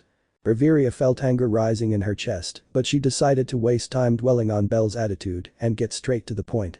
Belle could disappear in a second and finding him would be a huge headache. "I want to ask you some things." "That's great, goodbye." Belle walked past her and started walking, but stopped again when he saw Riveria in front of him. He glanced back in surprise and then looked foolishly at Riveria. "Did you teleport?" "No, now you answer a question for me." Riveria took advantage of Belle asking a question, so after answering it, she decided to ask her own. "Are you the one who saved me so many decades ago?" Deep down, she knew it was Belle, but she wanted to be absolutely sure. She didn't want to miss the possibility that Belle had a twin brother or someone he knew who looked very much like him. "I don't remember." Belle looked up at the sky and started scratching his ear. "Maybe if I ate something I'd remember. I haven't eaten in days." "I'll pay for your food, but you'll answer my questions." "That includes beer," Belle emphasized with all the seriousness in the world. He had just been scammed by Freya and didn't want it to happen again. "Okay, fine, include all the beer you want." "Yay." Belle jumped for joy and grabbed Riveria's hand, not waiting a second before dashing off to the first restaurant he saw. Riveria stared at her hand, watching as Belle brazenly took it. In a normal situation, she would have knocked that person out for daring to touch her skin, but Belle was a different case. Belle was the hero she had fallen in love with as a child. The feeling wasn't the same anymore as she had matured, but it remained deep within her. The destined encounter of an elf was sacred and could never be erased. Although most of the time only the elves thought that way. Part 5. Belle waited happily, seated in a chair. His hands tapped lightly on the table, his fingers moving with anticipation. "The food is taking a long time," Belle complained like a little kid. "Be patient." Riveria was seated opposite him. His gaze was fixed on Belle. "Let's begin with the questions." Riveria spoke after a few seconds of silence. "Are you asking questions?" "But I'm not in an interrogation." Belle tried to play dumb and change the subject. "I'll cancel the meal." "Ask me anything, boss." "Well, I'll begin." Riveria nodded, satisfied that Belle would finally cooperate with her, finally clearing up the doubt she'd held for years. "Were you the one who saved me when I was a teenager?" "Yes, it was me," Belle confirmed, uninterested in the question. "What a silly question. Are you stupid or something?" Belle scratched his beard in contemplation of his own question, while Riveria glared at him for his bold statement. However, a special feeling stirred in Riveria's chest when she realized that Belle was indeed the hero of her past. She was too old to indulge in her teenage fantasies, but she could still at least spend time with her hero. "Here is your food." The waitress approached their table and delivered their respective meals. "Thank you, beautiful." "What things?" she says. The waitress was embarrassed and walked away from the table. Even with his disheveled appearance, Belle looked good. He could be considered handsome among young girls. "TSK." Riveria lightly kicked Belle's leg, her gaze fixed on Belle's face, who was ignoring everything with great mastery. "I remind you that you are centuries old, you are too old to be flirting with young girls," Riveria said. Behind his words was a hidden meaning. "You're old, so socialize with older people." "I feel as fresh as a daisy," Belle said, enthusiastically starting to eat his food. He hadn't eaten anything for days, a result of spending his money on alcohol. "Tell me your story," Riveria requested, wanting to know more about Belle. Belle looked up from his food and observed Riveria. Her cheeks full of food gave her a comical but careless look. "Let's see, I was born. I don't remember exactly when I was born." Belle hesitated for a few seconds and continued, "I know I was born before the descent of the gods, so I'm over 1,000 years old. I was a farmer. One day, my village was attacked by monsters, and as a man, I participated in the defense. After the battle, I decided to become strong. I took up a sword and began training alongside my brothers. I was in the fight to seal the dungeon, even though my strength was very low compared to the warriors of that time. Finally, the gods descended, and then I joined the Hades family." The end. Riveria processed Belle's entire story and analyzed it in silence. He found it incredible that Belle had been born in the golden age of heroes. "You said you took a sword, but I've only ever seen you with a spear," Riveria questioned, remembering that Belle was a lancer, according to her. "Oh, that spear isn't mine. I found it on an old battlefield. There wasn't a corpse holding it, so I took it," Belle replied simply. "So you're a swordsman?" "Yeah." With a fork, Belle speared a piece of meat and took a large bite. The meat juice slowly trickled down his beard, staining it instantly. Riveria took a few seconds and recalled the key in Belle's words. "You said brothers, do you have brothers?" "Of course I have." Riveria's first thought was that Belle was referring to his family members as brothers. After hearing that, the last thing she expected was that he had blood brothers. "We were triplets, Kyle Crannel, Zach Crannel, and me, Bellcranel," Belle told him, putting more food in his mouth. "We were known as the Crannels, although there were also people who called us Bloody Crannels. He has to be around here." An anxious Tiona quickly flipped through a book, looking for the description of that white-haired boy who had caught her attention. His description perfectly matched a character from one of her books. So when they returned to Twilight Mansion, she immediately ran to her room to try and figure out where that appearance seemed so familiar. The Cursed Family. That was the book he was quickly flipping through. "I found you."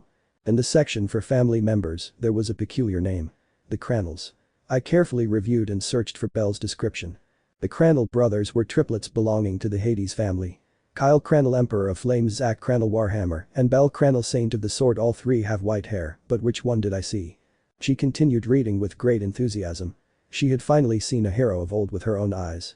The book mentioned the cursed fauna and aging, so Tiona knew they might still be alive. What excited him most was the prospect of talking to him, talking to a hero of the past. Let's see.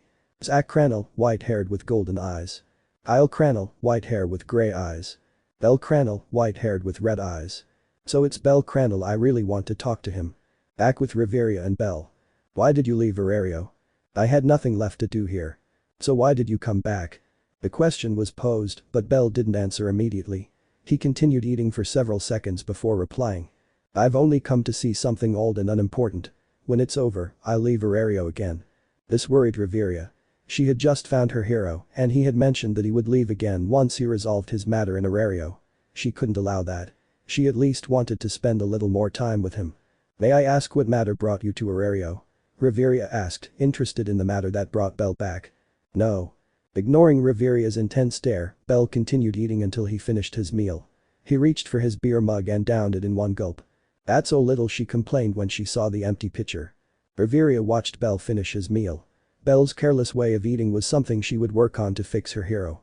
He pondered Belle's motives for a moment and quickly reached a conclusion. Belle's return was linked to the mission Uranus had assigned to both the Loki and Freya families.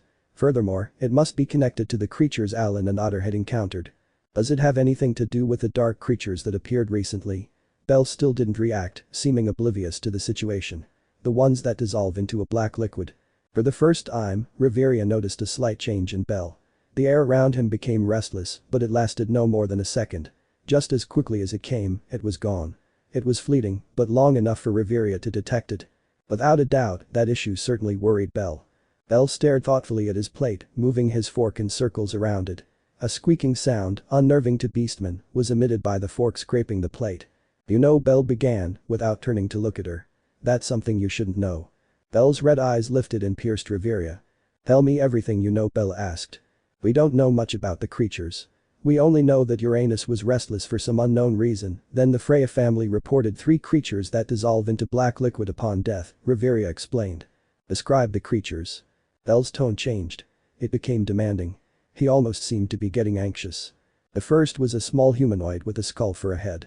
The second was a toned 3-meter-tall humanoid. The last was the most dangerous. It was a creature capable of strengthening itself through black tentacles on its arm. "I see." Belle had listened attentively to the description of Riveria, a description that had been given by Alan and Ottar. "They are cockroach, buff and the last one, howler," Belle thought, remembering the appearance of 3 creatures. With a creak of the moving chair, Belle stood up and began to walk away from the table. He got up without saying a word. Riveria hurried to pay for the meal and chase after Belle. I caught up with him and stood beside him, walking at his pace through the streets. "Where are you going?" "Let's go drink at some tavern," Belle replied without looking at her. "Liar, you don't have any money," Riveria said, stepping forward and blocking Belle's path. "Tell me the truth, where are you going?" Huff. Belle sighed, tired of Riveria constantly asking him questions ever since he saw her again. "For a beauty, you're very annoying," Belle said, both flattering and offending Riveria at the same time. "I appreciate the compliment, but the last part was unnecessary," Riveria exclaimed. "Now answer me." "Annoying," Belle muttered, ignoring the way Riveria's eyebrow twitched for a millisecond. "I'll go get my sword and then head to the dungeon, go down to the 88th floor and check something out." "That's impossible, you can't go to unfamiliar apartments on your own." "That?" Belle's face fell. He looked at Riveria and processed what the beautiful elf had just said. He thought it was stupid, as evidenced by his expression, which seemed to be telling Riveria the same thing. "The record is held by the Zeus family, they managed to reach the 59th floor, but that's as far as the record goes," Riveria explained, seeing Belle's surprise. "I guess he hid it," Belle murmured, thinking of Uranus. "Anyway, see you around." Riveria stood by his side again. "You shouldn't go alone, my family will soon be going on an expedition, come with us." "No thanks, from what you told me they'll only go up to the 58th floor or lower," Belle refused. He quickened his pace and tried to lose Riveria, but she insisted once again. "Why do you refuse to go accompanied?" Belle stopped, turned to Riveria, and took hold of his shoulders. Normally, a man who dared to do that would be brutally beaten for being so brazen, but this was Belle, Riveria's childhood hero. "Look, kid, this goes beyond you and your family. We're not dealing with some simple new monsters. This is something truly dangerous. It would be best if I finished what I started with my family," Belle told her. His tone was no longer the same as before. Now he sounded more like an old man scolding a child for misbehaving. "Then tell me what is troubling you so much," Riveria demanded. "DCH fine, but I'll tell you later, for now I need to hurry," Belle reluctantly agreed. It was the only way to get rid of Riveria without using force. "It's a promise," Riveria said. "If you break it, you will be cursed for eternity." I'm already cursed," Belle scoffed with a snort. He looked at Riveria as if she were an idiot. "Are you an idiot or something?" "You'll be then, any drink you consume will be expired." This seemed to have no effect on Belle whatsoever. He remained completely unchanged. "Including beer." "No." Belle grabbed Riveria's arms and shook her. "Anything but that." "Idiot," Riveria said, pushing Belle away and hitting him with her staff. Her cheeks flushed slightly red with embarrassment at her hero getting so close. "There are a lot of people watching, don't be reckless." "True, the elves' attitude is strange," Belle said, turning away and starting to walk. That idiot Charles always acted so serious and strict, but when he was drunk, he looked more like an Amazon than an elf. Don't forget your promise, Riveria told him, to which Belle simply shook his hand in agreement. Charles the First knew an elf by that name. He used to visit my father. He never let me near him, he said he was already tainted by the gods. XXX. Somewhere in the world, an elf with long black hair stared blankly at the horizon. His grey eyes seemed to reveal nothing of importance about him. She gazed at the beautiful sky, her eyes sparkling slightly at the sight. So beautiful. The elf raised one of his hands and examined a crystal, one identical to the one Belle possessed. It was through this crystal that Belle was informed of the threat, a message that also reached him, but unlike Belle, he ignored it. Centuries have passed since that war, it's impossible for it to return, we sealed it off. I stare intently at the glass, wondering whether to speak through it or not. I'm too old for this, Belle has aged too, the new generation should take charge this time, we've already suffered enough, the man murmured, putting the crystal back in his elegant coat. He moved his hand and pulled something from his clothing, a photograph. The photograph showed dozens of people, some still wandering the earth, others no longer here. 3 people stood out in the photo. 3 white-haired individuals smiling at the camera, just like everyone else in the picture. They were even more striking because they were identical triplets, except for their eyes. I look at the man in the center of the photo, surrounded by all the members of the Hades family. As the captain found him, the elf began to perform a chant, a magic chant to invoke his magic. An immense magical power was felt throughout the area and its surroundings. A magical power so great that Riveria would seem small and insignificant. As the singing ended, a hole formed in front of the elf. Little by little the hole grew until it had a circumference of 3 meters. Without saying anything else, the elf went into the hole and disappeared from where he was. XXX. Belle gazed intently at an immense door made of orichalcum, the highest quality material in the world. Everything was forged into the immense door that Belle was observing. So nostalgic. He walked a few steps to the door and began to push it. The door's gears creaked at his sudden movement after centuries of not being moved. The base of the Hades family, Tartarus. An immense castle made of the most precious rocks in the world, although after centuries of being abandoned, its deterioration was visible. He made his way through the immense garden that surrounded the castle, a garden that was curiously well maintained despite the years. This puzzled Belle, who couldn't understand why the garden was in such good condition after centuries of being abandoned. I observed the castle entrance and understood. I saw several members of the cleaning guild begin cleaning the exterior of the castle, starting from the bottom and working their way up. The grime on the castle's stonework was being carefully removed so as not to damage the beautiful ancient structure. "Oh, it must be you." The guild member noticed Belle and spoke. A friendly smile accompanied the guild member who approached Belle after noticing him. She was a beautiful half-elf with brown hair and green eyes, with a lovely figure. "We were ordered to clean this old castle. Guild Chief Royman said a white-haired man with red eyes would be arriving and that he would be the owner of the castle," the half-elf informed with a smile. Thank you." Belle smiled and was grateful that they were cleaning Tartarus. He wouldn't want to see his home destroyed by time.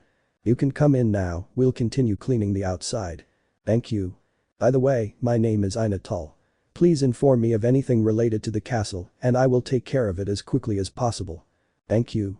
With heavy steps, Belle approached the castle door, which was already open.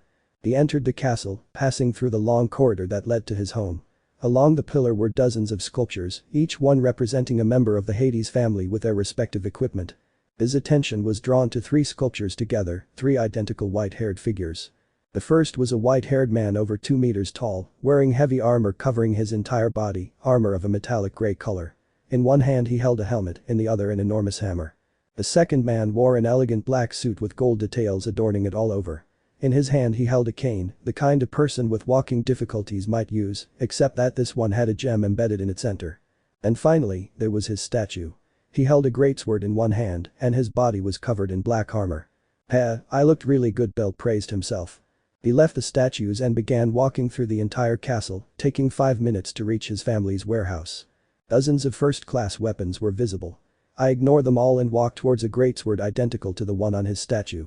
He stood in front of a small stone pillar where his greatsword lay buried, supposedly never to be used again. Behind the stone pillar and the greatsword, he stood in his black armor. "It's been so long, Mighty One." Yes, that was the name of Belle's sword, Mighty. How did it come about? The foolish bet from the past. I bring my hands closer and take the hilt of the sword, with a little force I pull it out of the stone pillar in which it was embedded. "It's been centuries since I last used you." Belle held his sword in his hands and admired it as if it were the most beautiful thing in the world. "I should still be able to use you properly." He made a few brief movements with his greatsword, slicing through the air with ease. His muscles instantly began to recall the movements they had made in the past, before he withdrew. He smiled contentedly, lifted his gaze from his greatsword and observed his armor for a few seconds, but gently shook his head. It shouldn't be necessary. I'll finish this quickly and leave again. I'm sorry, I know you've saved me countless times in the past, but this time it won't be necessary. He turned around and left the armory with his greatsword slung over his shoulder. He had to go down to the 88th floor, or at least it was Belle's idea. XXX. So you're saying this bellcranel is from the Hades family? Yeah. It's hard to believe that story is real, Finn said from his desk. In the room were only Riveria, Gareth, Finn and Loki, the most important members of the Loki family, and those who had led it for years. Did you already know about them, Finn? Gareth asked, intrigued. Yes, I already knew about them. I thought it was just an old tale, but I see it might be real, Finn answered Gareth's question. When I was a disciple of a novice monk, he gave me the book about the cursed family, but I dismissed it as just a story. Loki, sitting nearby, leaned back in a comfortable armchair and thought about Hades' cursed family. She knew nothing about it. She had only been 28 since descending to the mortal world, so she wouldn't be aware of a family from 1,000 years ago. There are no gods from that era left in Orario. The vast majority have either vanished into the world or returned to heaven, Loki murmured, leaning headfirst onto the sofa. Only 2 gods come to mind. They're still in Orario and should have been there since that time. Finn looked at her silently, guessing which gods Loki was referring to. You mean Freya and Uranus, right? As clever as ever, Loki smiled, straightening up on the sofa and raising his finger. We must launch the expedition soon. We need funding. With those creatures roaming around, it won't be safe for everyone. The 3 high-ranking members of the Loki familia nodded in agreement with Loki's reasoning. If they ventured into the dungeon, they risk encountering one of the strange creatures the Loki familia had discovered. Being first class, they could face them, but most members would be afraid to face monsters that are beyond their capabilities. Going that way would not bring them rewards, only unnecessary losses in their family. He said he was going to the 88th floor to check something, Riveria added. That's hard to believe. The Zeus family only made it to the 59th floor, Gareth remarked, not believing Belle had gone to the 88th floor alone. I remember when they came back, they looked rather gloomy, but they explained it by saying they couldn't withstand the extreme cold of the 59th floor. This statement from the dwarf made Finn thoughtful, and he began to put 2 and 2 together to make sense of everything that was happening. Perhaps they lied, and Uranus helped them by covering everything up, Riveria reasoned, understanding the situation a little better. Our family is considerably weaker than the Zeus family, and yet we can reach the 58th floor. They should be able to surpass the 59th floor. That could be true. They may have found what produces those dark and shadowy creatures, and for the sake of humanity, they decided to remain silent, Finn said, abandoning his silence and meditation on the subject. He got up from his desk and walked to the center of the room. He remembers Ald's words during the Dark Age. Perfectly, Gareth confirmed. Someday they'll see the true abomination in the dungeon. Exactly, they may have been responsible for the return of those creatures. It's possible they overexplored and moved things they shouldn't have. Gareth stroked his beard thoughtfully, remembering those somber faces of the Zeus family when they returned from their great expedition. An expedition in which they would venture into the unknown. Riveria centered her mind on the floor. Belle said she would go to the 88th floor. That floor was located beyond what the Zeus family had supposedly registered. For now, let's wait for news from bellcranel. As a level 8 adventurer, he should be able to traverse the dungeon without any problem, Finn said. By the way, more members of the Hades family may come to Orario in the future. If bellcranel came, it's likely the others will too, Loki mentioned. I already thought about that. I based my list of those who could return to Orario on what was written in the book. I ruled out those who were registered as dead, which eliminates the vast majority, but there are still some left. Finn returned to his desk and took some sheets of paper, approached the others and passed one to each of them. Only 5 of the 11 who are alive could return to Orario. Bellcranel is already in Orario, so that leaves 4 more. Let's see: Charles Bowman, bellcranel, Adara Crestel, Hazel Rotz, and Elda Fritz. They are all first-class adventurers. Gareth read the paper, looked at those who wouldn't be coming, and noticed that they were also first-class. That's curious, Loki remarked, drawing everyone's attention. It says here that Adara Crestel never left Orario. She was the only one who stayed, but an adventurer of her caliber wouldn't go unnoticed, even if she were hiding. Freya would never leave her alone, Riveria added, understanding what Loki was getting at. Loki nodded with a smile and continued reading the paper. His eyes scanned Adara's information until he reached the end of it. He was last seen entering the dungeon. Riveria listened and thought of Belle. She would probably find something related to her former teammate. The book said that the family separated after an incident called King's Collapse, but it doesn't mention what it was about. Only members of the Hades family will know what happened. Alright, for now we'll leave this topic and focus on preparing the expedition. If bellcranel takes much longer, we'll have no choice but to throw ourselves into the dungeon. With that, the meeting was concluded. Part 6 Past Anecdotes. I don't want to die. Fear. That's what a little Palom with brown hair and a huge backpack felt. She ran desperately through the corridors of the 6th floor, the floor where her own family members had abandoned her to her fate after a huge monster outbreak. The feeling of danger began to overwhelm her, giving her a strong pressure in her chest. No matter how many times she begged them not to leave her, they simply beat her and left her lying there to attract attention, while the others escaped. Aid.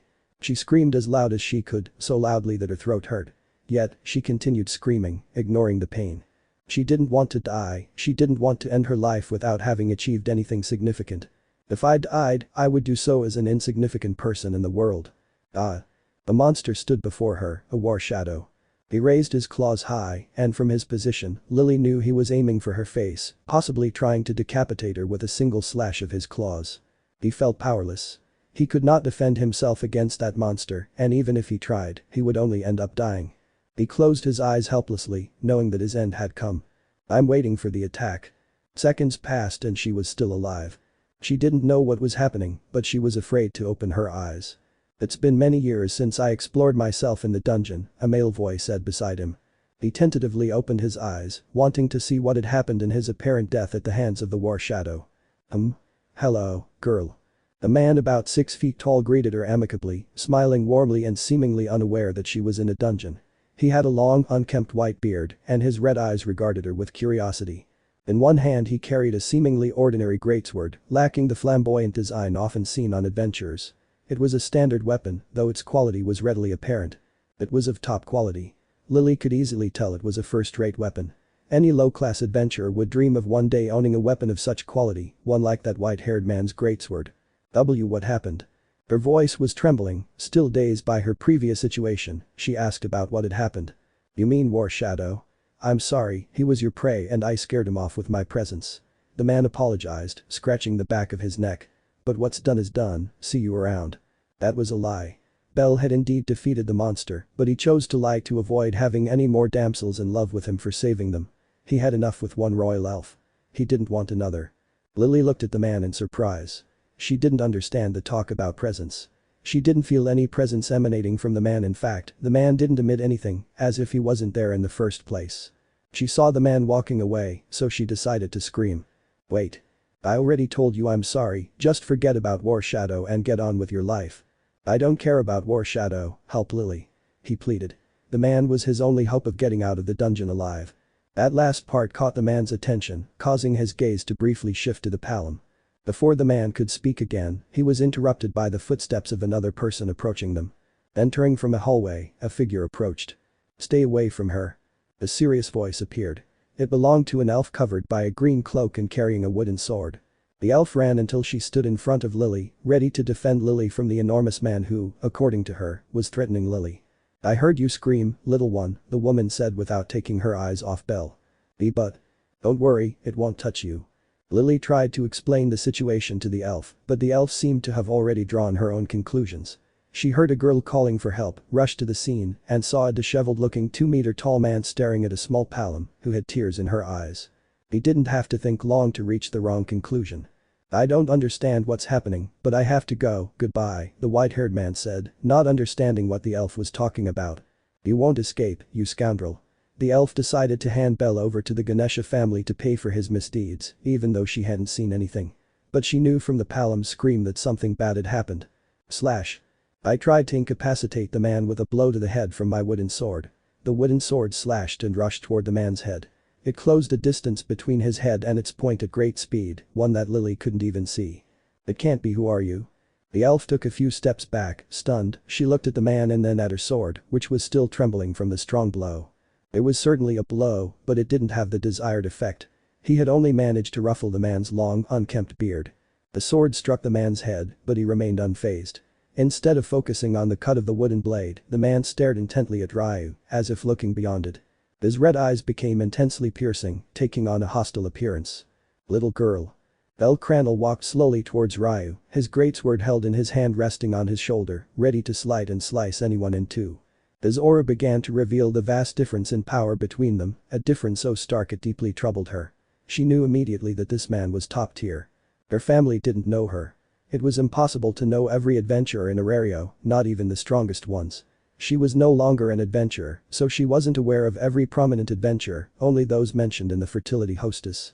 "Don't come any closer," he demanded, readjusting his stance with his sword raised. She thought she had angered the man. It was the most logical thing to do. Behind her, a frightened Lily didn't know what to do but remained silent.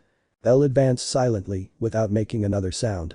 His piercing red eyes became unnaturally serious. Moreover, Ryu could tell that this man wasn't young, those couldn't be the eyes of a young man. Slash. Seeing that Belle did not stop, Ryu swung his sword again with the intention of pushing Belle back and creating some distance. Belle took a step back and easily dodged the attack, but saw Ryu turn around and pick up Lily before taking off at top speed. Curse. Despite possessing exceptional speed for a level 4, Ryu clearly saw the man appear out of nowhere in front of her. Witnessing such speed proved that the man was far superior to her in skill level. She tried to turn around, but when she did, everything blurred. She looked at Lily and noticed that she was already a few meters away from her, which confused her. She was the one carrying her. "I'm not touching the ground." "Stay still," Belle ordered without looking her in the eyes. Ryu looked down and realized he wasn't touching the ground. The man was holding her hands, and he forced her against a wall with sheer physical strength. Her body was held about a meter off the ground. "Animal, let me go." Ryu immediately kicked the man in the side, but a kick only hurt her. The moment her leg made contact, it felt like she was kicking a metal wall. The man's hand began to approach Ryu's face, so he started to kick desperately, but no blow had any effect. "Please don't do anything to me," Ryu pleaded helplessly, begging not to be defiled in this way. Her beautiful elven body was in danger. "Just keep quiet." Ryu watched as the man brushed his hand past his face, completely ignoring him. He moved his hand up to his hood, where his hair was hidden. He rummaged through his hair for a few seconds before pulling something out. So Uranus wasn't lying. Belle let go of Ryu and turned his back on him as he walked away, examining what he had collected from Ryu's hair on his way. It was a completely black beetle, but it had no head. It was more like a small tiny tennis ball. As she examined him, Ryu sighed in relief and rushed to her wooden sword, still not trusting the man's intentions. Even though he hadn't harmed her, reducing her like that was dishonorable for an elf. "Tell me, elf, do you see black dots throughout your vision?" Belle asked out of nowhere. Her vision returned to Ryu. The moment he felt Belle's gaze again, it felt like a huge mountain was falling on his shoulders. It was a completely new experience, something only very advanced first-year students could achieve. "No." Ryu positioned himself near Lily again, once more preparing to run. She wanted to run, to flee as fast and as far away from the man as possible. She already understood that she was no match for him, so keeping Palom safe and herself was her priority. "I knew that this could no longer be solved by force, as it would be one-sided. I had to find a reason with the man, so I answered his strange question. And you, Palom? Do you see black spots in your vision?" Lily was startled when Belle called her. Her body trembled with fear, but she forced herself to give an answer. "And no sir." Belle stared intently at both girls, more specifically at their eyes. He seemed to be searching for some blemish in either of their eyes. "It seems I'm not infecting them," the man murmured as he lifted the round black creature. "If you see one of these, kill it. If you see someone with this stuck to their body, take it off, and if you see someone wearing this and they have black spots around their eyes, kill them." "Why should we kill him?" Ryu asked, returning to his serious demeanor. Apparently the danger had passed. The man didn't want to do anything to them, he just seemed alarmed by the round bug he removed from his hair. That raised another question. How did that bug get into her hair without her noticing? "This round thing infests whoever carries it. It will feed on their blood, then infect them, and eventually corrupt their minds," Belle explained, showing them the creature. "If you feel very thirsty, immediately check your entire body." "Okay, I'll make sure to do it." "Okay, see you later." Without another word, Belle began to walk away from her, ignoring the rough way he had grabbed the elf. He also ignored the fact that he hadn't explained to her what kind of monster the beetle was. "Elf-sama, who is he?" Lily timidly approached Ryu and asked him. From what he saw, Ryu was incredibly powerful, so much so that he couldn't keep up with her movements. However, the 6'6" man with white hair managed to subdue her with ease. "I don't know, maybe another first-class monster from the Loki or Freya families. But the members of the Freya family say they are crazy about their goddess and that they mistreat any woman who is not their goddess." "He didn't seem crazy," Lily mentioned, remembering what she had heard. You're right, but I doubt he's from the Loki family. They frequent the fertility hostess, and that man has never been seen with her executives or any related members. Rai relaxed a little when he realized a man had walked away, but that powerful man was still in his mind. Her appearance as similar allies, were you right? He remembered how allies used to tell him stories of heroes of the past, all when he had just joined the Astri family. They are still alive and one day they will return. Allies, it seems you were right. XXX. Please, Riveria. Let me meet the sword Saint Tiona pleaded. Riveria was sitting in front of her, drinking tea. Riveria glanced slightly at Tiona, taking elegant sips of her tea. How do you know about him? Riveria questioned. I read it in my book, The Cursed Family, Tiona explained, taking the book she was carrying. Look, it explains everything about them here. Oh really? Riveria took the book with great interest, opened it, and began to leaf through its pages with utmost care. The book was old. Any historian would be lucky to own a book containing stories from the past. I skimmed slowly, observing the different names and stories contained in the book. The Crannels. Yes, it's all about the white-haired boy, Tiona announced enthusiastically. It even includes his story, told from the perspective of his older brother, Kyle Crannel. Moving a little closer, Riveria focused his gaze and began to read the sheet. XXX. Narrated by Kyle Crannel, older brother of the Crannel family. The village chief gave the order. We must answer the call, said a rough-looking man with white hair and heterochromatic eyes, his right eye red and his left eye gold. He was my father. Beside him, a beautiful woman with black hair and gray eyes. She is my mother. But dear, they're just children. My mother wept inconsolably, feeling anguish over the statement that my father had just made only a few seconds ago. Don't worry, mother, we won't die. Besides, as men, we must answer the call, I comforted her, choosing the most appropriate words for the situation. Yes mom. The town is in danger, we can't turn our backs on it, while others risk their lives this time. It was my younger brother Zach Crannel who spoke. We will go, and we will win. Finally, my last male brother, bellcranel. The three of us were identical, the only difference being our eye colors. The preparations have begun, they're underway. Nightfall will soon arrive, and with it, the horde of monsters. Father gave the order and began to withdraw. Before we followed him, our mother stood before us, her gray eyes still teary from our departure. It pained her to see us leave for a fierce battle that would take place that night. My children, mother sobbed, pulling the three of us into a loving embrace. Promise me you will take care of each other. We promise. With great synchronicity and demonstrating that we are triplets, the three of us answered at the same time to our mother's request. You can do it, Onichans. After saying goodbye, we left home, heading towards the village square where the village chief gathered all the men capable of fighting. We arrived and stood next to father, waiting for orders from the village chief. Listen up. I'll be blunt. A huge horde of monsters is approaching our beloved village, and under no circumstances will we allow them to destroy it, the village chief declared, his words filled with determination and harshness. We will defend our village, no matter the cost. Ah. We all shouted in agreement with the leader. The different weapons were quickly mobilized and deployed in the town, giving a choice of weapon to anyone willing to wield it and fight for the town. What will you choose, brothers? I asked my brothers. I'll take a sword, Belle chose after looking briefly. Me too. Zach picked up a sword, but after swinging it a bit he frowned, then put it back. My thing is more about hitting hard. Then pick a heavy weapon, there are a few around here. Zach began examining the weapons that were available, all of which were very basic and common. After a few minutes, I pick up a huge hammer. I'll take this. It's incredible that you can lift it, it must weigh several kilos.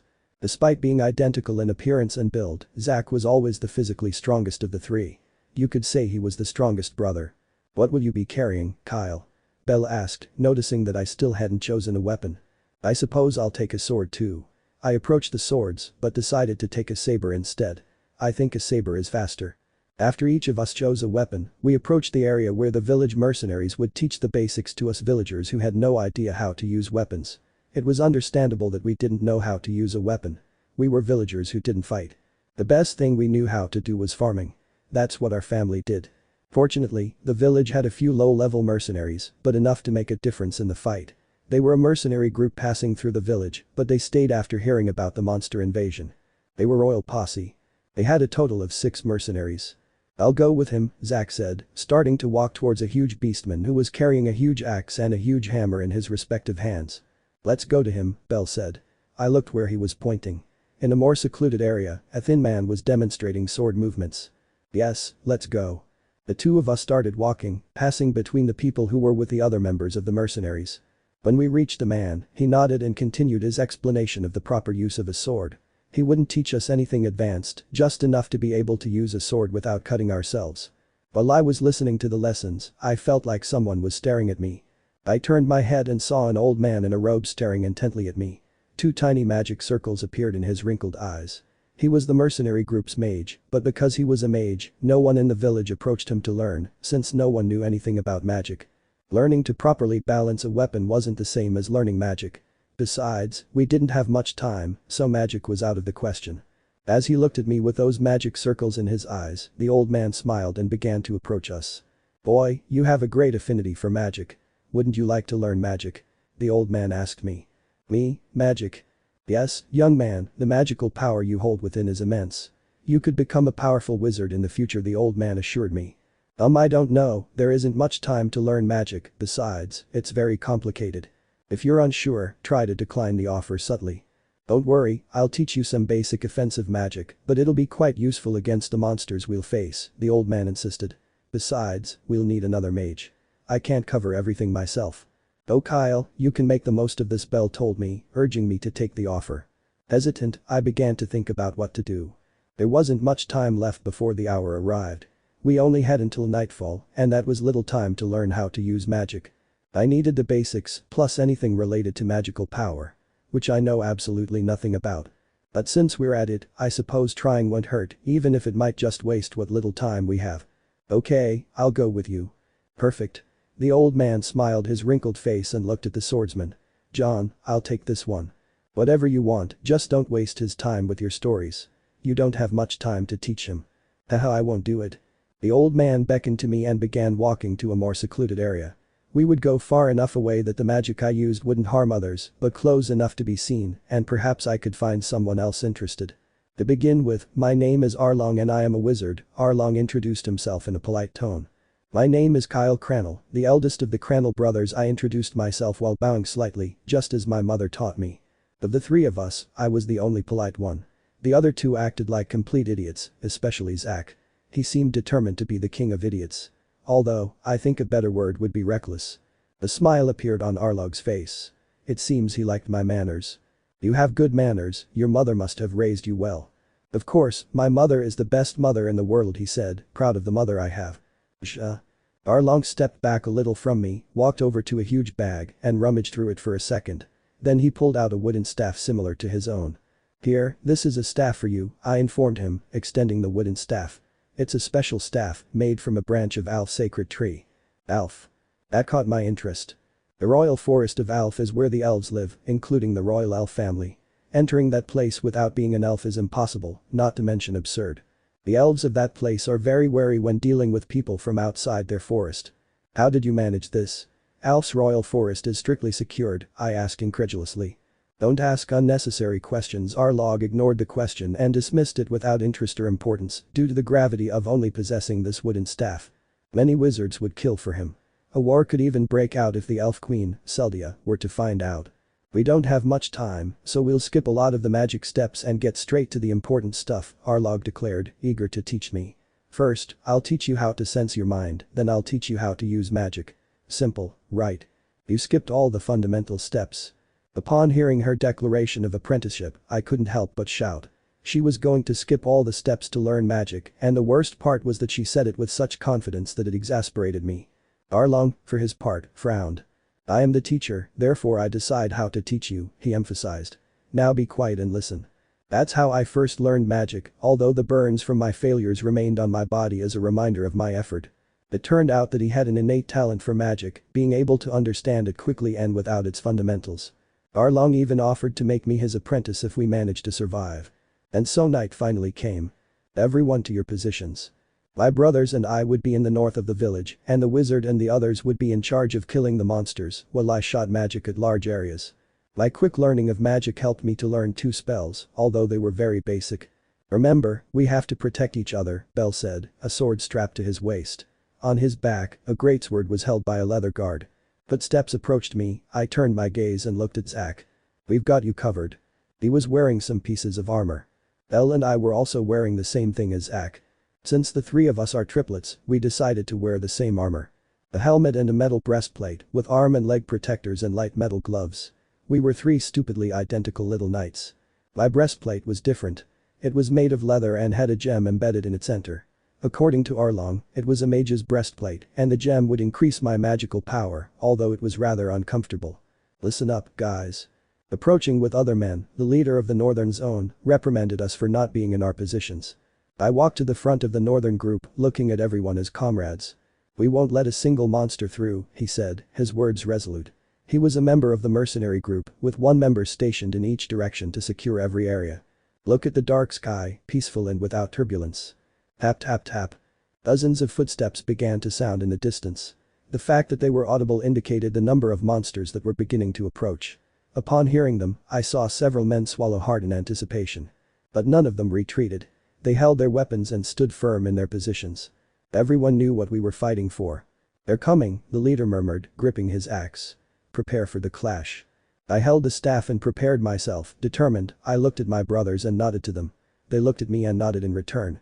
One of my hands traveled to the saber strapped to my hip. I hadn't had time to learn how to use it properly. I'll have to limit myself to copying Belle's movements as best I can. He learned to use a sword quickly. I looked at the horizon and saw them running in our direction. The monsters had arrived and the clash was inevitable. The battle was about to begin. Part 7 Home Defense. My breathing became abnormal, starting to become heavy. The night's chill rattled through the vents of my helmet, allowing the cold air to enter and caress my face. The horde of monsters advanced frenetically from the horizon, where they were barely visible. Their ferocious screams were already audible, making us grip our weapons tighter. I turned my head and saw my brothers. The Crannel does not retreat. The Crannel doesn't lower himself. The Crannel doesn't abandon. The three of us smiled when the sentence came to an end. Always together, never apart. That was the phrase our father had taught us since we were children. He used to say it was the symbol of our brotherhood and that no matter what, we should always respect it because it demonstrated the strong bond we shared. As long as we stayed together, we could get out of any situation alive, or so father constantly assured us. "Ready?" The leader of the defense gave the order with a loud shout, his enormous axe held firmly in his robust hands. "Wizard, scatter them." "Do." Carefully, and remembering what I had learned from Arlong, I began to perform the chant of the second magic that Arlong had taught me. The wooden staff from Al's sacred tree glowed and made a magical sound, then a silver magic circle appeared beneath my feet. A magical power within me, unknown to my brothers, began to unfold. The words to invoke the magic were recited with sharpness, along with enormous determination. "Golden sun, the roaring howl of dawn. Follow me and burn my enemy's sky flare blast." Various magical particles began to gather behind me, forming a total of 6 barrel-sized spheres. At great speed, fiery arrows shot out from the magical spheres. Ziam. The sky lit up with dozens of fiery arrows, defying the fact that it was already night and that the sky should remain dark. It was amazing how magic could do such amazing things with just a chant. The arrows traveled through the sky for several seconds before plummeting down on the horde of monsters that was rushing towards us. Several explosions echoed throughout the northern area, followed by slight tremors and roars of agony from the monsters. The monsters began to disintegrate under the rain of arrows, which stopped after several seconds of rain. An awkward silence filled the air as all the men watched the monsters being decimated by my fire arrows. I must say, it was quite a sight. I'm sure the others felt the same. The men began to smile, thrilled to be spared the fight against the ferocious monsters. They were about to start shouting when the leader of the northern defense drew their attention. "It's not over yet," the leader warned, his animal ears twitching instinctively. "Raise your weapons, the real fight is about to begin." From the smoke, the monsters began to emerge with ferocious charges. Their bodies burned and wounded by my fire arrows. His eyes were filled with madness and anger, the result of receiving a multitude of arrows and having several of the monsters burned to death by my new magic. The distance was quickly closed by the monsters, getting to within a few meters of us. "Charge!" Hi. The weapons were raised, accompanied by war cries from the men who had volunteered to defend the town.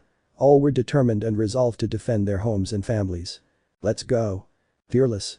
My brothers roared and charged towards the horde, accompanied by the other men. I wanted to follow them, be by their side and help them with my sword, but as a wizard, I had to stay behind and wait for an opportunity to use my magic again. I watched as Belle used his new sword to decapitate a goblin. He turned and, with a deft movement, sliced a kobold in half.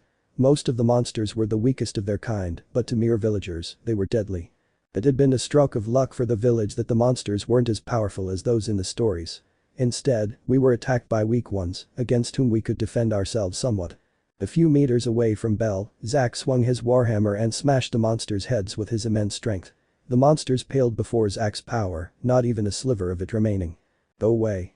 I turned around and saw a goblin approaching me dangerously, so I took a few steps back and hit it on the head with my staff, killing it instantly. My new staff would serve as a melee weapon, but it wouldn't be effective against all monsters. The goblin's body wobbled before falling backward, dead. I looked up and saw a group of monsters begin to surround me, but then 2 men from the village arrived to support me. Die.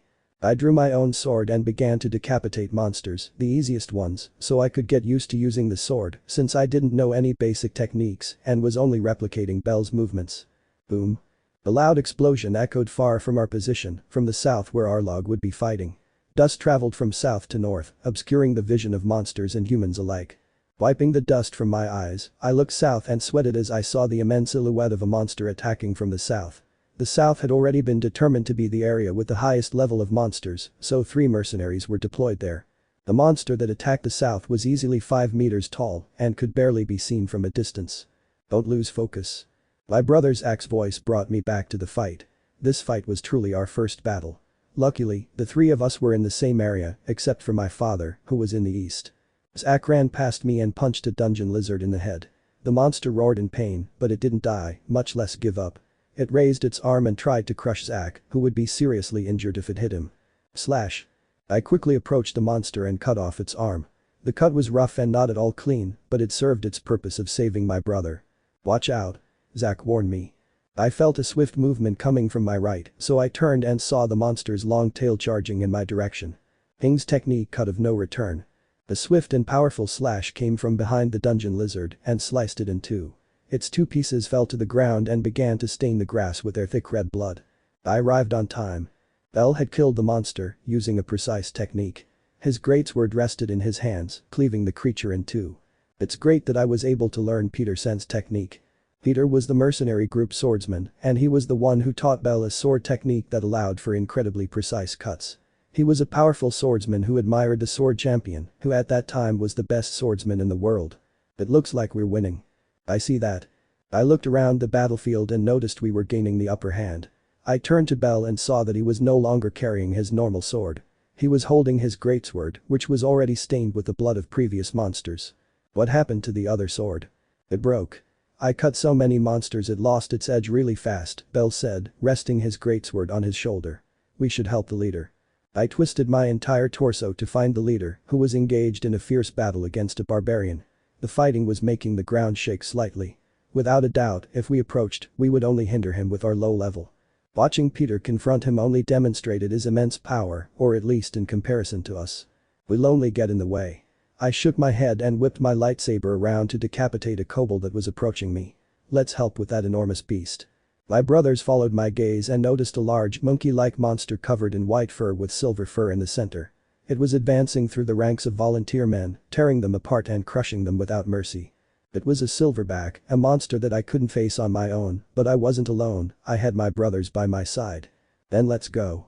The 3 of us started off towards the silverback, our weapons raised in anticipation of the battle we were about to fight. Their power was beyond us, but together we should be able to face them. Wow. An object traveled at great speed through the sky, crossing the battlefield like a projectile. Your address? My brother Belle. Ugh. The projectile struck my brother, knocking him to the ground and sending him tumbling several meters before he came to a stop. His blood-stained clothes and armor became soiled with dirt, giving him a more ravaged appearance, but still befitting a warrior. Belle. I quickly approached my brother, turning him over to check for any injuries. I'm fine, what happened to me? He asked, pushing his body upwards with his arms. This is. I was shocked to see what the projectile was. It was nothing more than a corpse cut in half. Its intestines spilled out and its blood stained Belle all over. The person's horrified expression was still visible. I recognize him, he's the baker. Zack looked at the man with a complicated expression, still trying to process the deaths he was witnessing.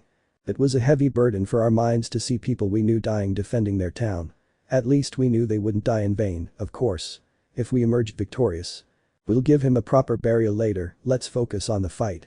Belle tried to stand, but tripped and fell to the ground again. Damn it, I twisted my ankle. I look at his foot and huff in annoyance.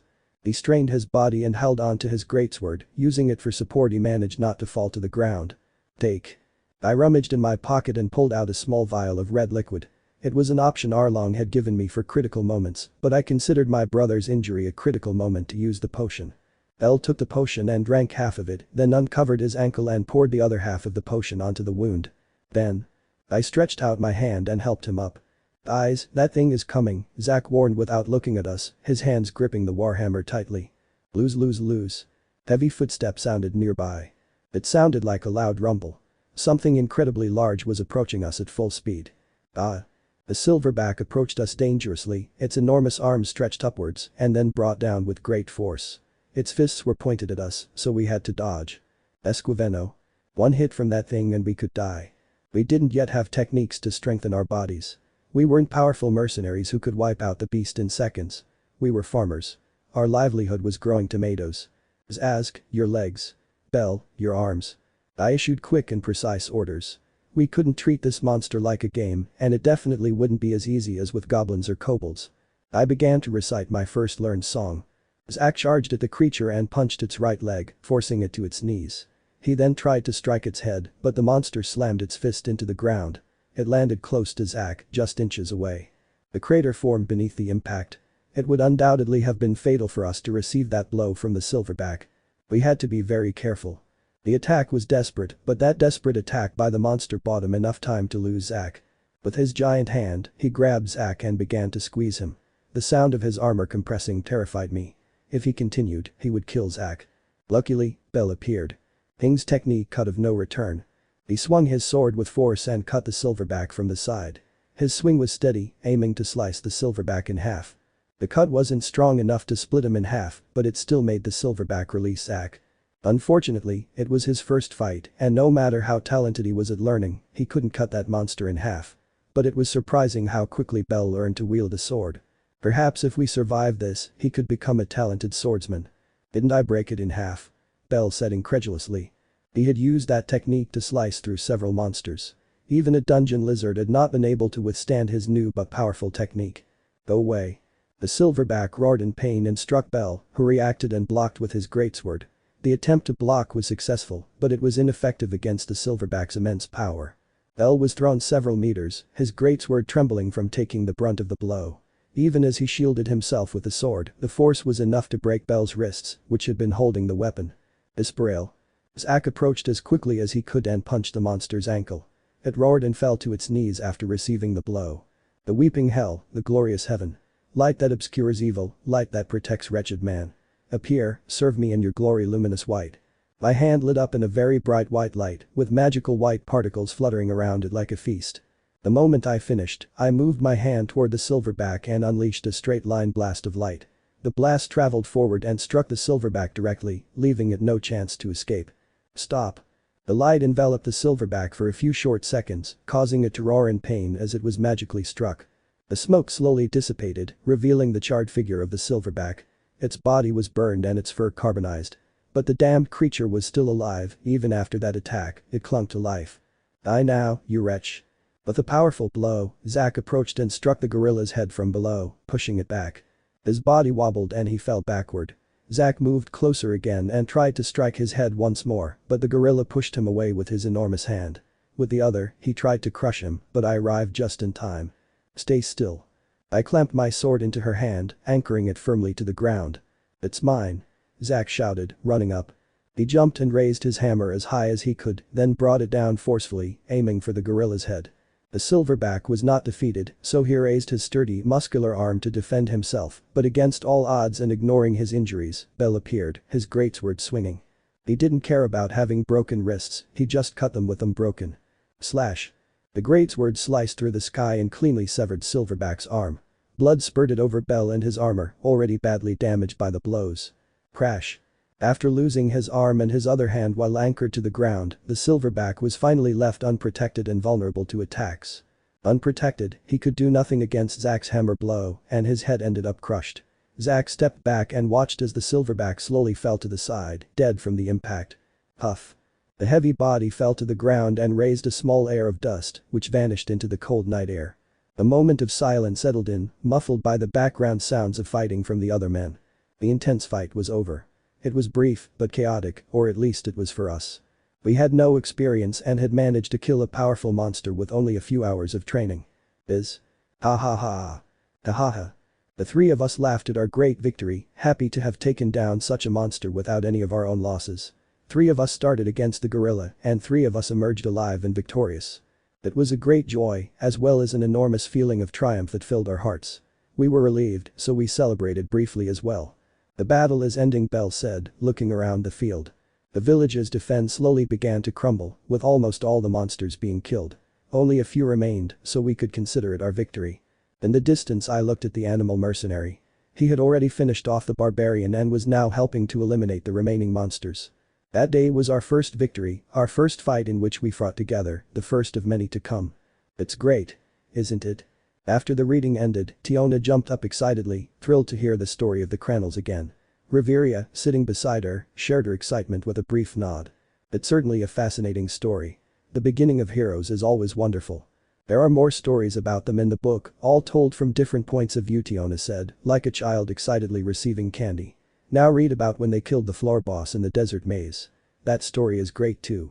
Even better, the War of the Three Lords. Tiona began to jump like a child, excited that Riveria was reading stories of heroes with her. Knowing that she was able to see a hero in person thrilled her even more. There's no area called the Desert Labyrinth, Riveria questioned, raising an eyebrow. And I don't recall any War of the Three Lords. But it says there's a desert area, Tiona replied, quickly scanning the pages. Look, here's the part about the War of the Three Lords. Riveria brought her face a little closer and began to read. The War of the Three Lords was a war fought between the Zeus and Hera families against the Hades family. The purpose of the war was to rescue Crannel from execution after he was infected by the plague. It was a devastating war that brought Orario to the brink of collapse, with the guild having to send all of Orario's families to stop the war. More than half of Orario was destroyed, with Belle almost being brought down in the conflict. I haven't finished it yet. I stopped where Hades declares that none of his children will be executed and the captain of the Hades Familia is leading the fight, Tiona said, her voice thick with anticipation. I can't wait to read it. You'll have to wait. We need to get back to our duties as executives. Riveria shook her head and closed the book, much to Tiona's dismay. Come on, we'll read it together when you have some free time. Yay. Tiona dashed out of the room to fulfill her obligations as quickly as possible. Riveria was also intrigued about this War of the Three Lords, but she had to finish her duties as vice captain of the Loki family. Before putting the book away, he read something interesting. The War of the Three Lords took place a few years before the event called King's Collapse, an event that marked the end of the Hades family and its dissolution. Putting the book away, he walked to the door and left the room. Let me know in the comments below if you guys want the next part. Also check out my other video that has been shown and left. Thank you for watching. If you enjoyed this video, please like and share this video. And have a fantastic day. Bye.